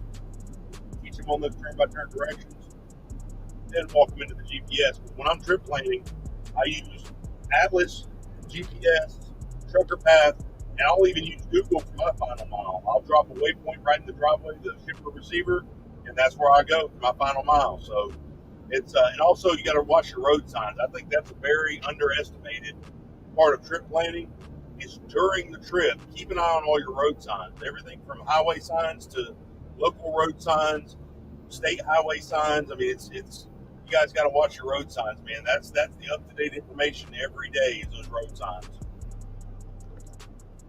Matthew said, the only thing my dad ever did for me was taking me in the truck when I was young, and I learned how to read the atlas on my own at like 10. That's what's up, man. Chris, Yeah, I didn't have a close childhood with my mother and my father. It was a little bit different for me, man. My grandmother was pretty much who raised me. And boy, for that woman, you guys probably wouldn't even be seeing me right now. I'd probably be in prison or be dead. Christian Clark said, my friend that's still at Prime and an owner operator got told he has 18 months to either quit or buy a new truck. Oh, I would love to know from that. Pegleg said, in a 17 Voltaire, said common sense is not so common. Yeah, common sense is not common anymore.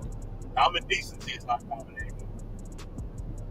Unfortunately, it seems like this younger generation lacks both.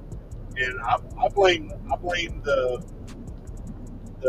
society pushes on trends and all this new technology crap stuff and the way the parents parent, you know. I mean, we got our tails wore out religiously, you know. We knew if we did something wrong, there was going to be consequences. I don't think this new generation realizes that. You know, the parents don't discipline their children like they used to.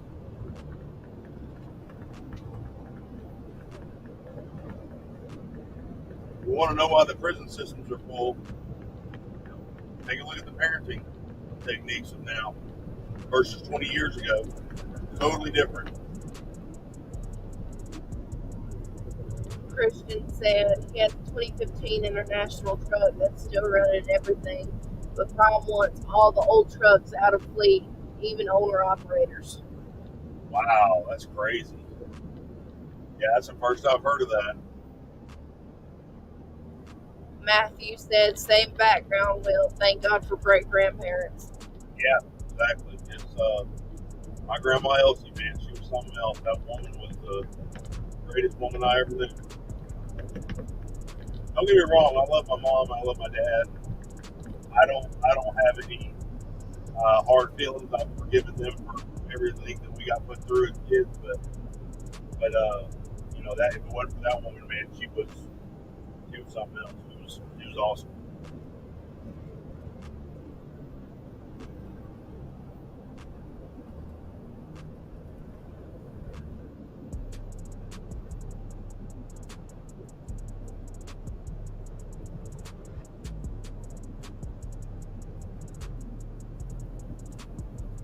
I can't believe the screen hasn't cut out one time. That's pretty awesome. I don't know if it's real laggy or anything. But guys, as far as the road cam video, is it laggy at all? Do you guys see any kind of lag or anything? Christian said, you ever meet him? His name is Greg Arthur. right on.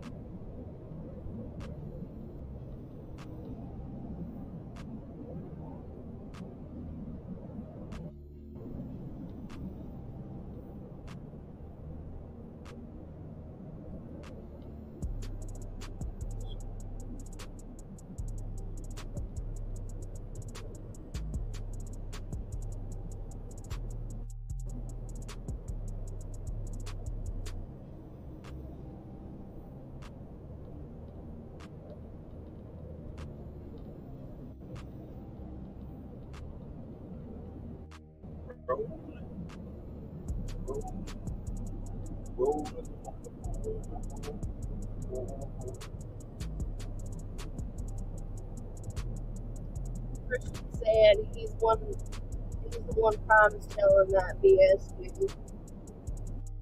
The age restriction Prime has is stupid in my opinion personally. Yeah, especially if the owner operator is keeping up with the vehicle and still maintaining it. I can understand the level of, you want a level of cleanliness and appearance factor. But I mean, a 2015 model is still a newer model. I mean, it's not like an old junk. I mean, it's 8 years old. It's not that bad.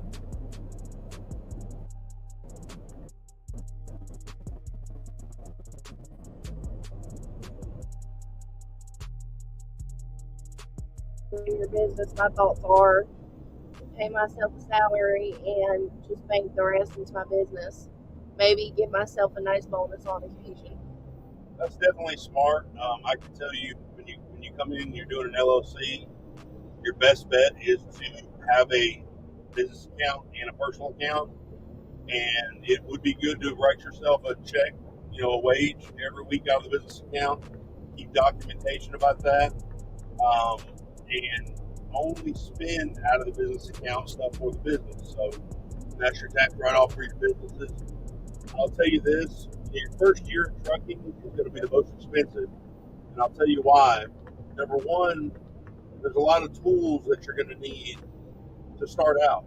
Whether it's dash cam, GPS, Atlas, stuff like your phone mounts and chargers. All this stuff adds up. Your refrigerator for your truck, your TV. You might want Dish Network. You might want to get a satellite for your truck, whatever. There's a lot of costs that go along with that when starting your business. But the best thing to do is to figure out whatever company you're with, whether you're leasing on or whatever, or you're going to buy a truck or whatever you're going to do, is to take it 1 week at a time. So if you want a TV for your truck, this week's not a good week, don't buy that TV this week. Wait. You know what I'm saying? Keep up with all your receipts. Be as efficient as possible. So learn the system that's, like if you're a Prime, learn their system, learn how things work. Be as efficient as possible. Don't and be consistent with your efficiency. Don't be efficient 1 week and the next week be like, oh well, I'm just gonna blow my clocks out of the water. I'm gonna do this. I'm gonna do this. No, find the groove that fits you and stay consistent with it, and be as efficient as possible with that groove. Don't ever change it up until once you find something that works, stick with it. Like seriously. So my way is I love running recaps. If I can buy stuff at the terminal, I buy stuff at the terminal because it's extremely cheap. I don't, if I come out, we're coming out for 6 to 8 weeks at a time, go home for 2 weeks. I do my very best to maximize profitability, minimize expense, and that's what you want to do. Is once you find that groove, settle into it. Be consistent about it. Don't waver from it.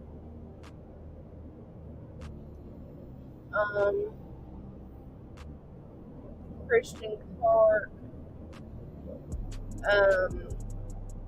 The thing is, Prime wants new from but don't push that crap on the owner operators because the emissions stuff fails so much, costs so much.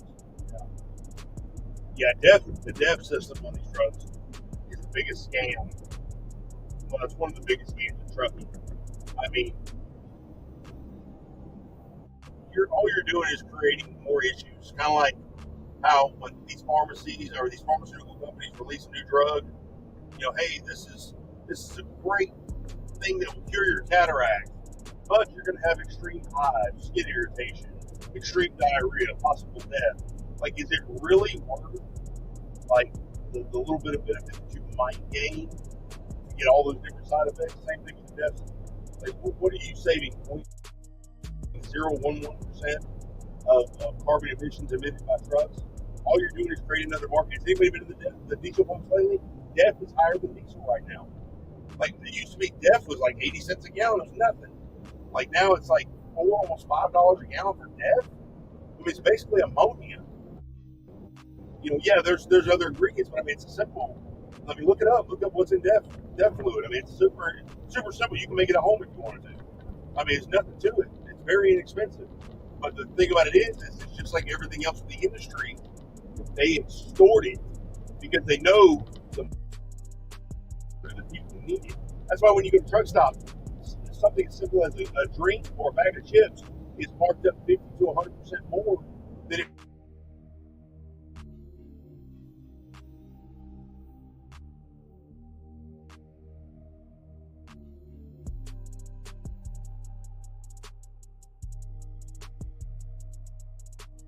Oh, well, it's a separate service we use. It's the biggest scam in the industry. It really is. It's one of the biggest scams in the industry. It's so stupid.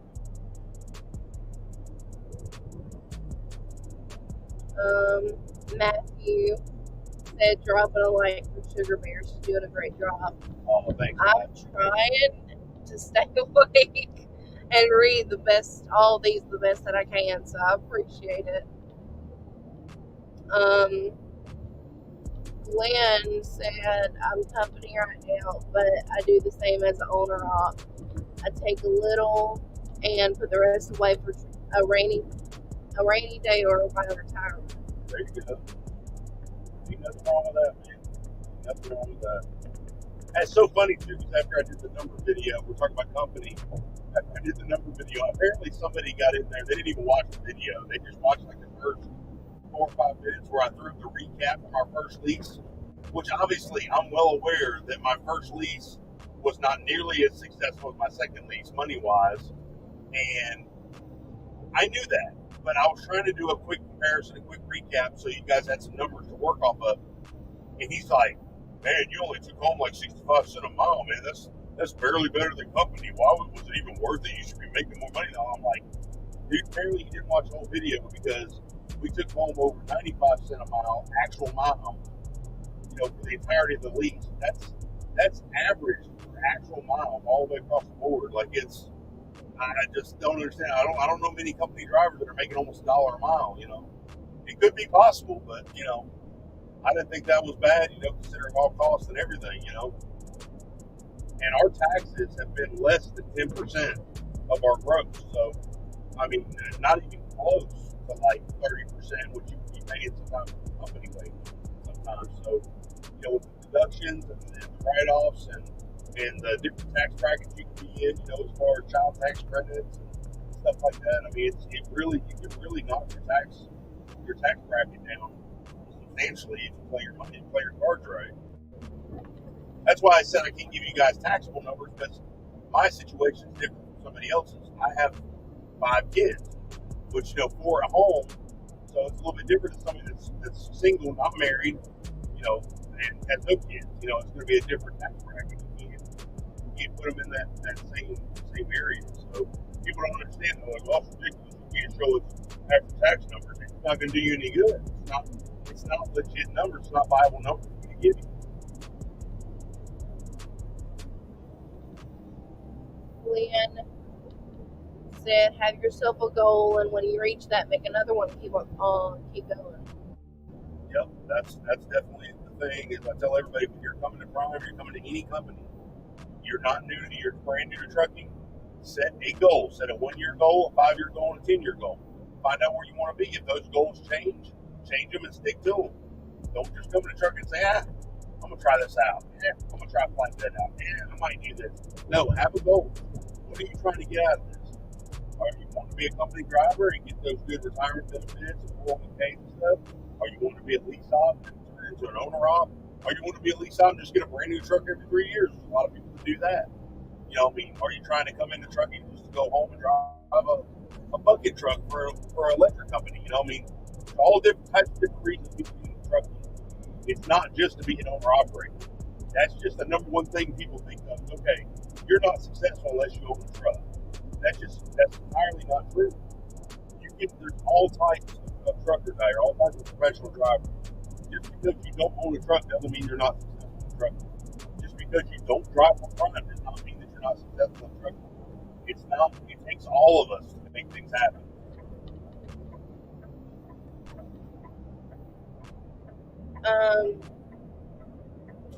Christian Park. Oh. I didn't mean to cut you off, buddy. I thought it was a single one. Not bad, but A lot of companies are getting rid of age restrictions for owner operators. Did I read this one already? I don't think I did. I don't remember hearing that. A lot of companies are getting rid of age restrictions. I know, it's really bad. It's jumping so much. I can't even. Sorry. It's fine. I'm sorry.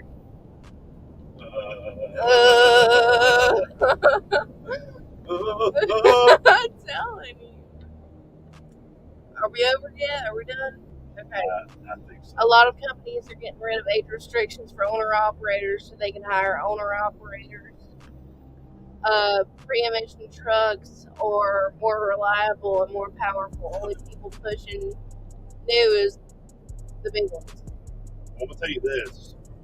The 85 law thing that went into effect a year and a half ago or something in California is trying to separate the definition between a company employee and a contracted individual or contracting company. They're trying to define that. Okay, AB5 goes national. Companies like Prime will be changed forever. Lease programs like Prime will be changed forever. It won't be. Something's going to have to give. And they're trying to do that. They're trying to push that AB5 law national. Also, when you start talking about AB5, I just saw a button right there. Did you really? Yeah, he's about an 8-pointer. Oh I my lost the train of God. thought. What was his last comment? What was Who, Christians? Yeah, whatever the last one was you read. Pre-emission trucks. Okay, yeah, pre-emission trucks. So with AB5, along with AB5, California has released some kind of update the other day, and I didn't look into it. So don't quote me on this, but then they're trying to go carbon-free, like emission-free, by like 2033 or 2035 or something like that. You're not going to allow any diesel trucks in the state. I say boycott California. I mean, really, you really think that we can get away from fossil fuels in less than 10 years? Like, you're out of your mind. There's no way. I mean, it's crazy. The whole world runs on fossil fuel. You know, and these people are ignorant enough to think that these electric cars, like, power comes from the sun for these things. That's only part of it. It still takes these nuclear power plants and these fossil fuel driven power plants to make the electricity for these cars. So you're still having a carbon-based footprint no matter what in the environment. So you're going to restrict nothing but electric vehicles. In fact, I think I actually watched a study the other day that says it actually makes more of a carbon footprint to charge the average electric vehicle than it does to fill up the average tanks of a semi in Vernon. So it's crazy. Like we need to really get down to the roots of things first before we start just making things. We're going to be carbon free by 2035. Like, yeah, great, man. I say boycott California to stop delivering their crap. That's what I say. You obviously don't need us anyways. Let them off. You know what? We owe so much money to China. Why didn't they China back a couple tugboats up and over and just take California away from it? You know, pull it right off the San Andreas fault line. Like, get it out of here. You can have them. Sorry for anybody that lives in California. Might be time to move. If China heard what I just said. Matthew said, forget the haters, much respect and thanks for breaking the numbers down like you did. No doubt you put in some work into that. Thanks, man. I really appreciate it, man. Yeah, I mean, I don't know of any other YouTuber or Prime or any other trucking company that went to that kind of length for my viewers and then lie about it. Like, who does that? Like, I get this one reviews. I want to see those settlements. Like, brother, if you don't believe the numbers that's on that was broke down to the mile, actual and dispatch miles, broke down to the hour for 917 days, you won't believe my settlements either. You'll swear to God I fabricated the settlements. Like, there's no. I realized at a young point in my YouTube career, I can't please everybody. Okay, I used to think all the time, like, why don't people like my videos? Why didn't people like my comments? Why did this guy say this about me? And I got to the point where I realized, like, hey, I can't make everybody happy, and I don't even try. But for the people like you, Matt, that can look at these videos and say, hey, I can get something off of these videos that's useful to me, you're the viewer I'm after. You're the viewer that I'm looking for, because that's what the whole channel's about. And there's something for everybody on there. It's not just leads. There's cooking videos. There's training videos. There's all kinds of stuff on there for everybody. It's not just about numbers. I don't even like doing number videos. It's very, very taboo in the trucking world to do number videos, because it looks like being arrogant. Believe me, I am humbled about where I am in my life and where I am in this industry, because without God and without Prime, I wouldn't be here. You know what I'm saying? We're very blessed, and I do that to kind of give people an idea. Okay, so these are the costs I need to be worried about when I come lease. This is what it may cost me per mile to do this. This is what it may cost me per day when I go home. I need to really think about that. That's what I do it for. It's not to say people look at me like, oh, Frank Skinner did that? Oh, I'm not doing that good. I'm not doing as good as Frank Skinner. I should be doing that. No, it's not about that. It's about giving people an insight to what they can't see until they get into it.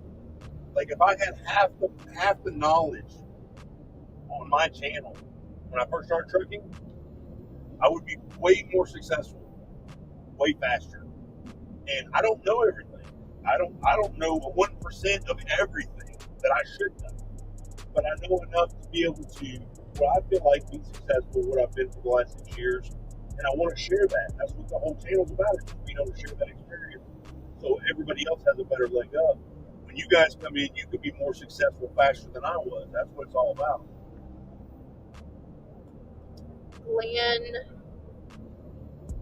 said, well, I've got to go. Nice chat with y'all tonight.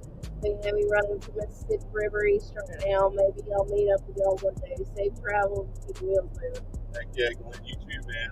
Keep the shiny side up, the rubber side down, man. God bless, be safe. Thank you for joining us, man. I really enjoyed it. Christian said, numbers are subjective at best due to the market, customers, and so on. Of course, ever changing. Sorry. Oh, they are ever changing, and that's the thing about it is it wasn't the reality of the numbers that was in question. It was the truthfulness of the numbers that were in question. It was one comment, and if I was operating the screen, I could bring this comment up and show you guys. But and I'm not going to ask SugarBear to do that because it's very in depth, and I can't pay attention to that screen. So, but the guy was basically saying I was lying. I lied about all those numbers. There's no way I made that kind of money, and he wants proof. He wants to see my settlement. I didn't have to do the video, but I mean, anybody with half a brain can look at me like, man, that is some detailed breakdown of that stuff. Like, who goes to those links? I guarantee you there's not many operators that do it on a week-to-week basis, much less for an entire 917 days, 131-week lease. Like, I spent over 24 hours compiling that, shooting that video, editing it, just to get it on YouTube. Why would anybody lie about it? Who's going to go down to make up false numbers down to the penny? I don't have time for that in my life. Like, I know you guys don't. Like, I'm not going to waste my time on that if it wasn't true. It was a slap in the face to me, but it doesn't bother me. I don't, to me, it's just kind of like, if that's the kind of ignorance somebody carries around with them their entire life, that's the guy you need to stay away from. Like, seriously. If that guy's trying to teach you anything, you can walk away, because that's the guy that's like, I'm better than you, I know more than you. That's the guy that you don't want to be around. That's just pure ignorance.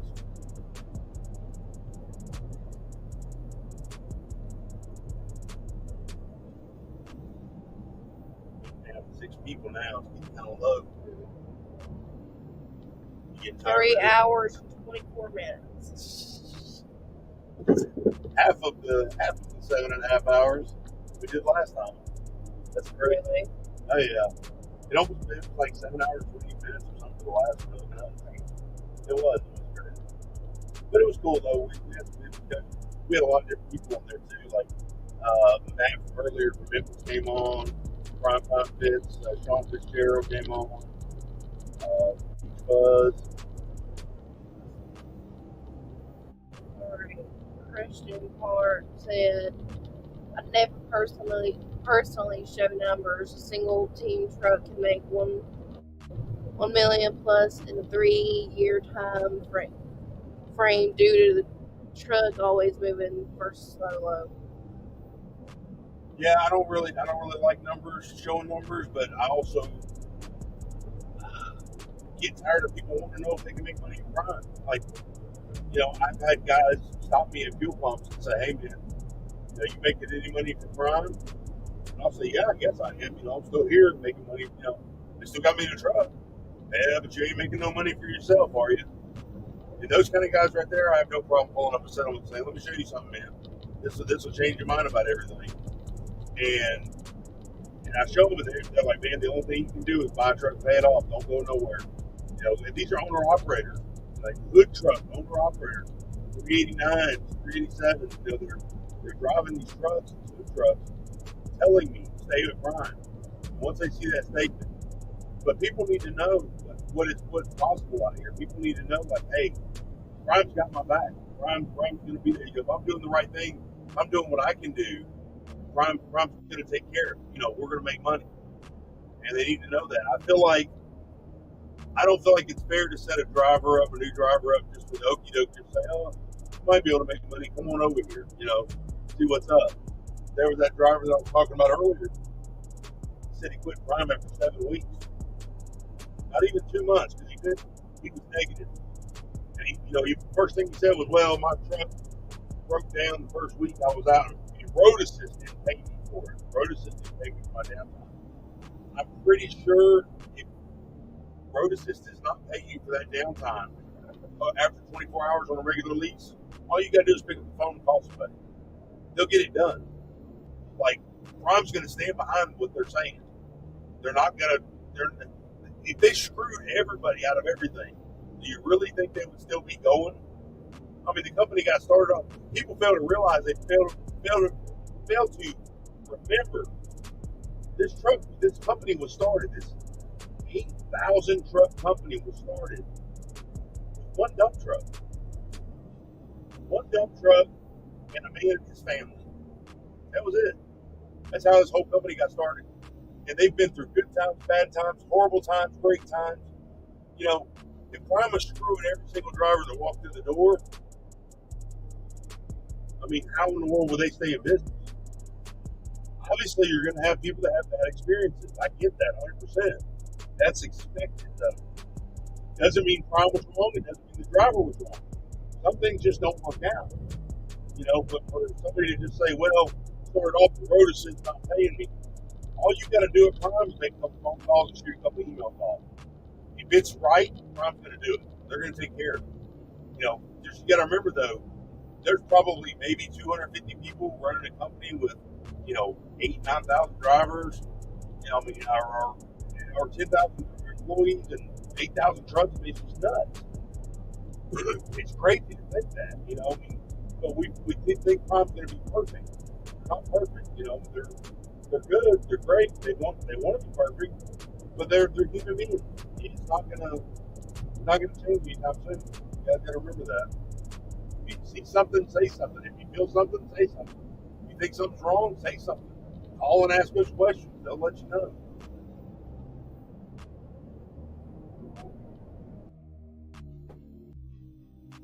With the last comment? They were talking about, Matthew had said, when you choose a lease, what kind of options are there for shorter leases? Is it dependent on the mileage of truck available? Christian had said the lease is based on the truck, Matthew. It's based on your mileage. Yeah, so your payment's going to differ a little bit, not much. A higher mileage lease may be less versus a lower mileage lease, and it also depends on like you said, was the model and the make. Peterbilts tend to be a little bit more expensive than Freightliners, so the higher the mileage, the cheaper the payment's going to be. Flatbed has 4-year leases. Flatbed tanker has 4-year leases. Reefer has 3-year leases, so the payment's going to be a little bit different on that aspect as well. Reefer's going to pay a little bit more on regular lease.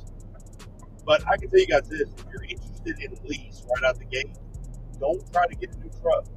Get you a 200,000 miles or less used truck.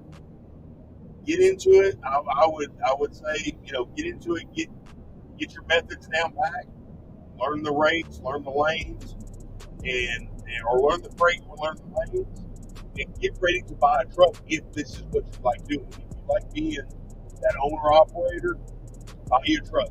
And make sure that you can calculate. Success is going to want these trucks at 597,000, 595,000 miles. Okay, so you can calculate what your average mileage has been, since you did the truck, based on your lease date or whatever.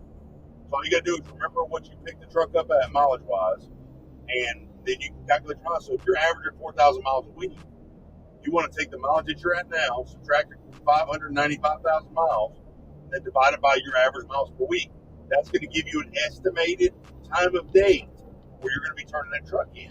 Okay, and you want a big average. You don't want a 2 or 3 week average. You want like a 6-month average if you run that truck to give you that average miles. So then you can plan ahead and say, okay, well, it may take up to 6 months for me to get my buy truck in. I'm going to go ahead and place my order at this time because I know that'll give me 6 months to pick it up, and I'll be done with my lease and everything else. So plan ahead, But if you get into it and you say, hey, it's not for me, hey, that's a shorter lease. You didn't have to start at square one and finish that lease out and be done with it. Go country or go home, go local, whatever you want to do. Just always leave on good terms. You don't want to burn these bridges that you have to cross again.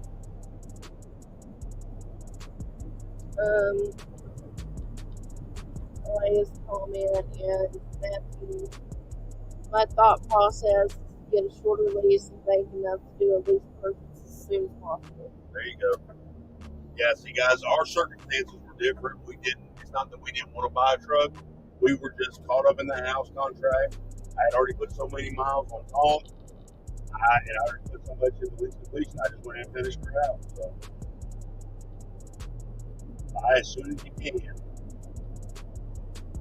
Christian said, I will say one thing, prime lease payments are way too much. In a 3-year length, you will have paid for that truck plus interest and then some.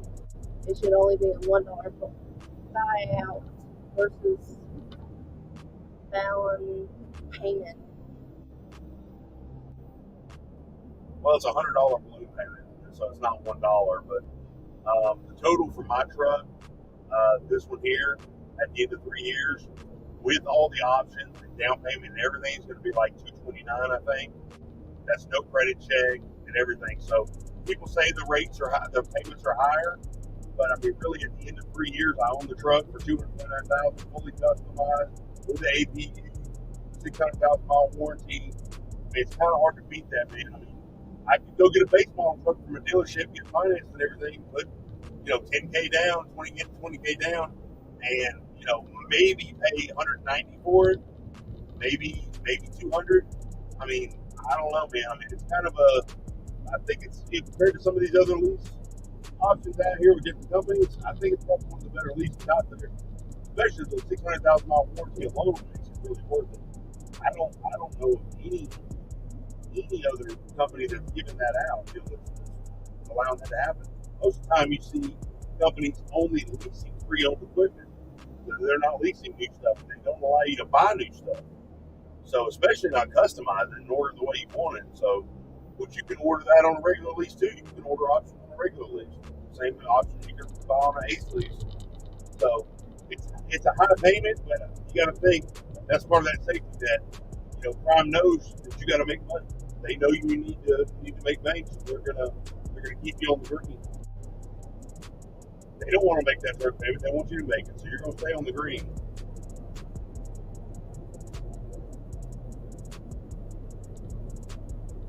then I'm talking normal lease, not lease purchase.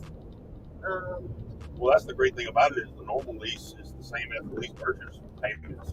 In fact, they're actually a little cheaper because you're putting that down payment down on an ACE lease. So, I mean, yeah, it might only be $20 to $40 difference right out the gate, but yeah, I mean, the regular leases, and that's the thing about it, the only difference between regular and ACE lease is you don't get the perks of regular lease with ACE lease.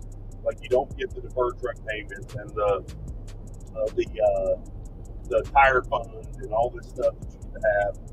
You don't get to have stuff put on payments automatically and all this. I mean, it's a little bit different. They try to let you have your owner-operator status. My thing is with Prime, one of the biggest things that I have an issue with that I feel like is not right is we don't have a load board to pull off of. I think even if they have a contractor freight, there should be a load board, not load choice, a load board to pull off of for their operators, for the lease operators and owner operators. So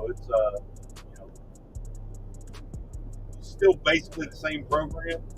It's a walkaway program, but at the end of that term, whether it's 3 years for reefer or 4 years for flatbed or tanker, you pay $100 for the title transfer fee, and the truck's yours. So.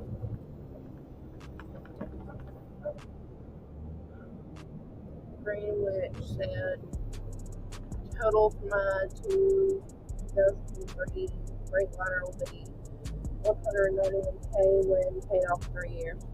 Right, nice. Heck yeah. That's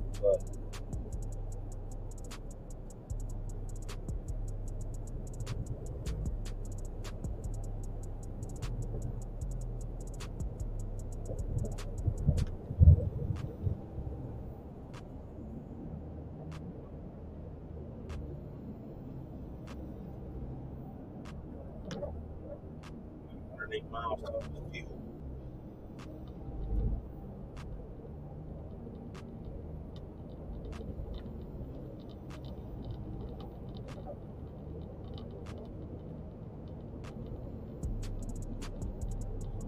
Oh man. No. 692 miles away from Denver. It is 12:23 over there right now. I think we'll make it about 3 o'clock. Christian said I'm buying an 06 International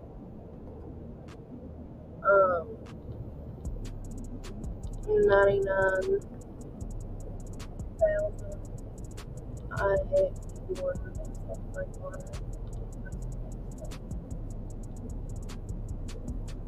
Yeah, man. I'm all about everybody doing their own thing, man. You guys, that's the thing about me, man. It's judgment free. 9,900.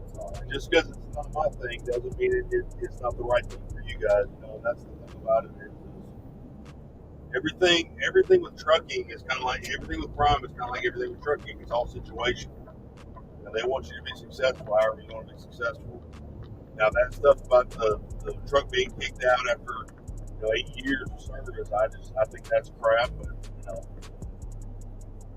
But in this market right now, Prime might be looking to lighten the load as far as freight wise goes. I mean, heck, it's just we don't have enough to go around right now. We're still sticking and moving, but like I said, those wait times are getting worse.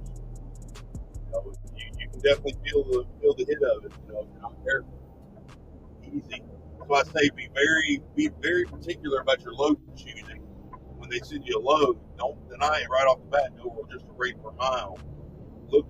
Base that on total revenue where your truck's sitting there for the week already. What area that's putting you in. What's the time frame for the load? There's a million different ways to look at reasons to accept or deny a load. So you don't want to be that guy that just has everything pushed on him because you never say no, but you don't want to be that guy that's also, not getting what he needs to get out of Prime, and what they have to offer. So, like, I know that as a team truck, I like to keep my truck at close to $1,500 a day. As a solo, I'd want to keep my truck at about $785 a day. That's total gross revenue across the board. That's my 72% of it. Okay? Not Prime, including Prime 28%. So I'm going to want to make sure that I've got my ducks in a row every single day for 24 hours. So I know that if I've already been 4 days in the week and I haven't averaged that 1,500 mark or at least close to it, I know dang good and well I've got to go. You know, we got some making up to do. I got to make some revenue. So this lane is not big enough for trucks. Christian said older engines are much easier to rebuild, and much more affordable to rebuild. I get it. Not all that crazy extra electronic stuff, especially not if you get a depth, you don't ever get a pre-depth truck, you know. A lot less hassle.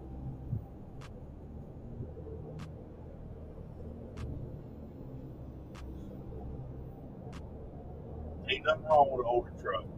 It's all about what you like.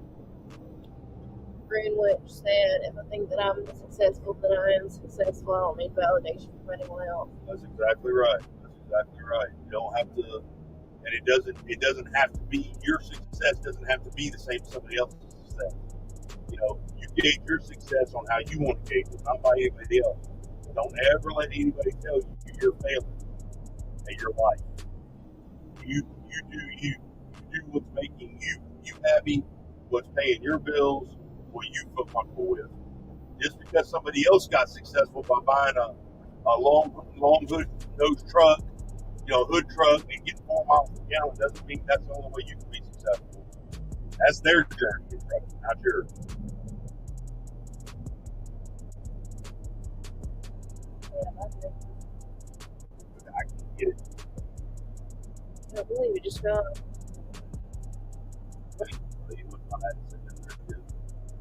It's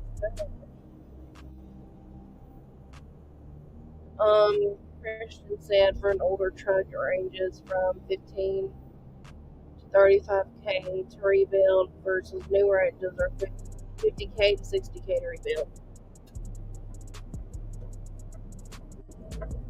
50 to 60 K is a little bit steep. I would say probably the 30-35 range. $60,000 to rebuild it. Might be a little, to me, that seems a little, I may be wrong.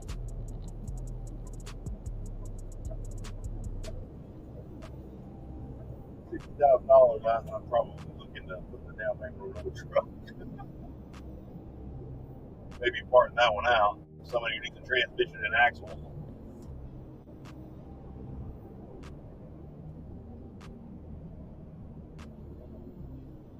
You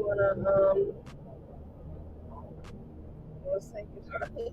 Yeah, if you're ready to call it, maybe we'll get here. Guys, if you got any questions or comments, SugarBear's getting tired. She's ready to call, and guys, I'm going to be useless over here. I mean, I can keep the feed running for the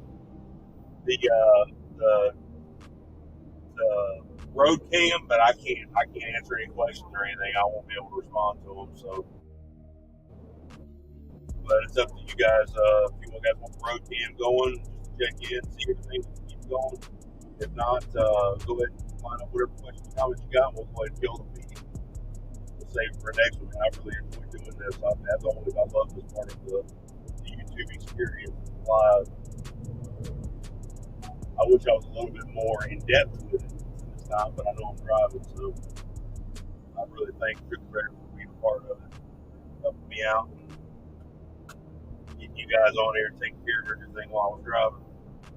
Christian said, I just love my old square hoods. I was raised around 379s, FLD, and W900s. LOL, gonna be a long man until I die. Oh, don't get me wrong. I love the hood truck now. AW900s, AW987s, I love them. The fact of the matter is this economy is just not practical.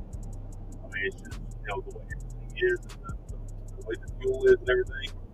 And some people are still doing it. People are still making money at it. For me, what I've seen and what I'm doing, it's not practical at all. I got a buddy of mine, JDQ, down in Louisiana. He's making good money. He's got his hood truck, but he's also getting 4 to 4.5 miles per gallon. Man, I can only imagine getting that out here on the road, running 5,000 plus miles a week. That's a cheap truck, and the fuel cost would be astronomical. It's the older truck with Caterpillar motor and all that stuff. But yeah, man, it's all about what you want to do, man. It's like, don't let anybody tell you guys you're doing the wrong thing. You know what I'm saying? Especially over preferences. And that makes absolutely no sense. That's just like telling somebody just because they don't like ketchup on their hot dog, they're an idiot. You know, I mean, you have the right to not like ketchup on your hot dog, just like you have the right to like what you like on your truck. It doesn't have to be cookie cutter syndrome where everybody's all the same. Matthew said, thanks for being a great moderator, SugarBear, old stage break. Thank What do you think? Stay ready? roll save break. Oh yeah, always, man. Thank you so much, man. Appreciate you guys being a part of the stream. Everybody, thank you so much for all your time invested tonight. I really appreciate it. I didn't expect for one person to show up, much less all of you guys. And I really do thank you guys. You guys, as always, you're awesome. Pretty happy with the way the channel's growing and getting that information out there. It's been awesome to be here with you guys and to, be a part of your journeys and your lives and what's going on. And I wish I could meet every single one of you guys. Christian said, you guys take it easy and get some sleep, SugarBear. I sure will. Much love, Christian. Thank you so much, man, for joining in, man. Guys, I guess that's going to be it for us tonight. You guys have a great evening and do your thing. Until the next one, it's going to be Freight Skater and SugarBear. We're out of here. See that, bud.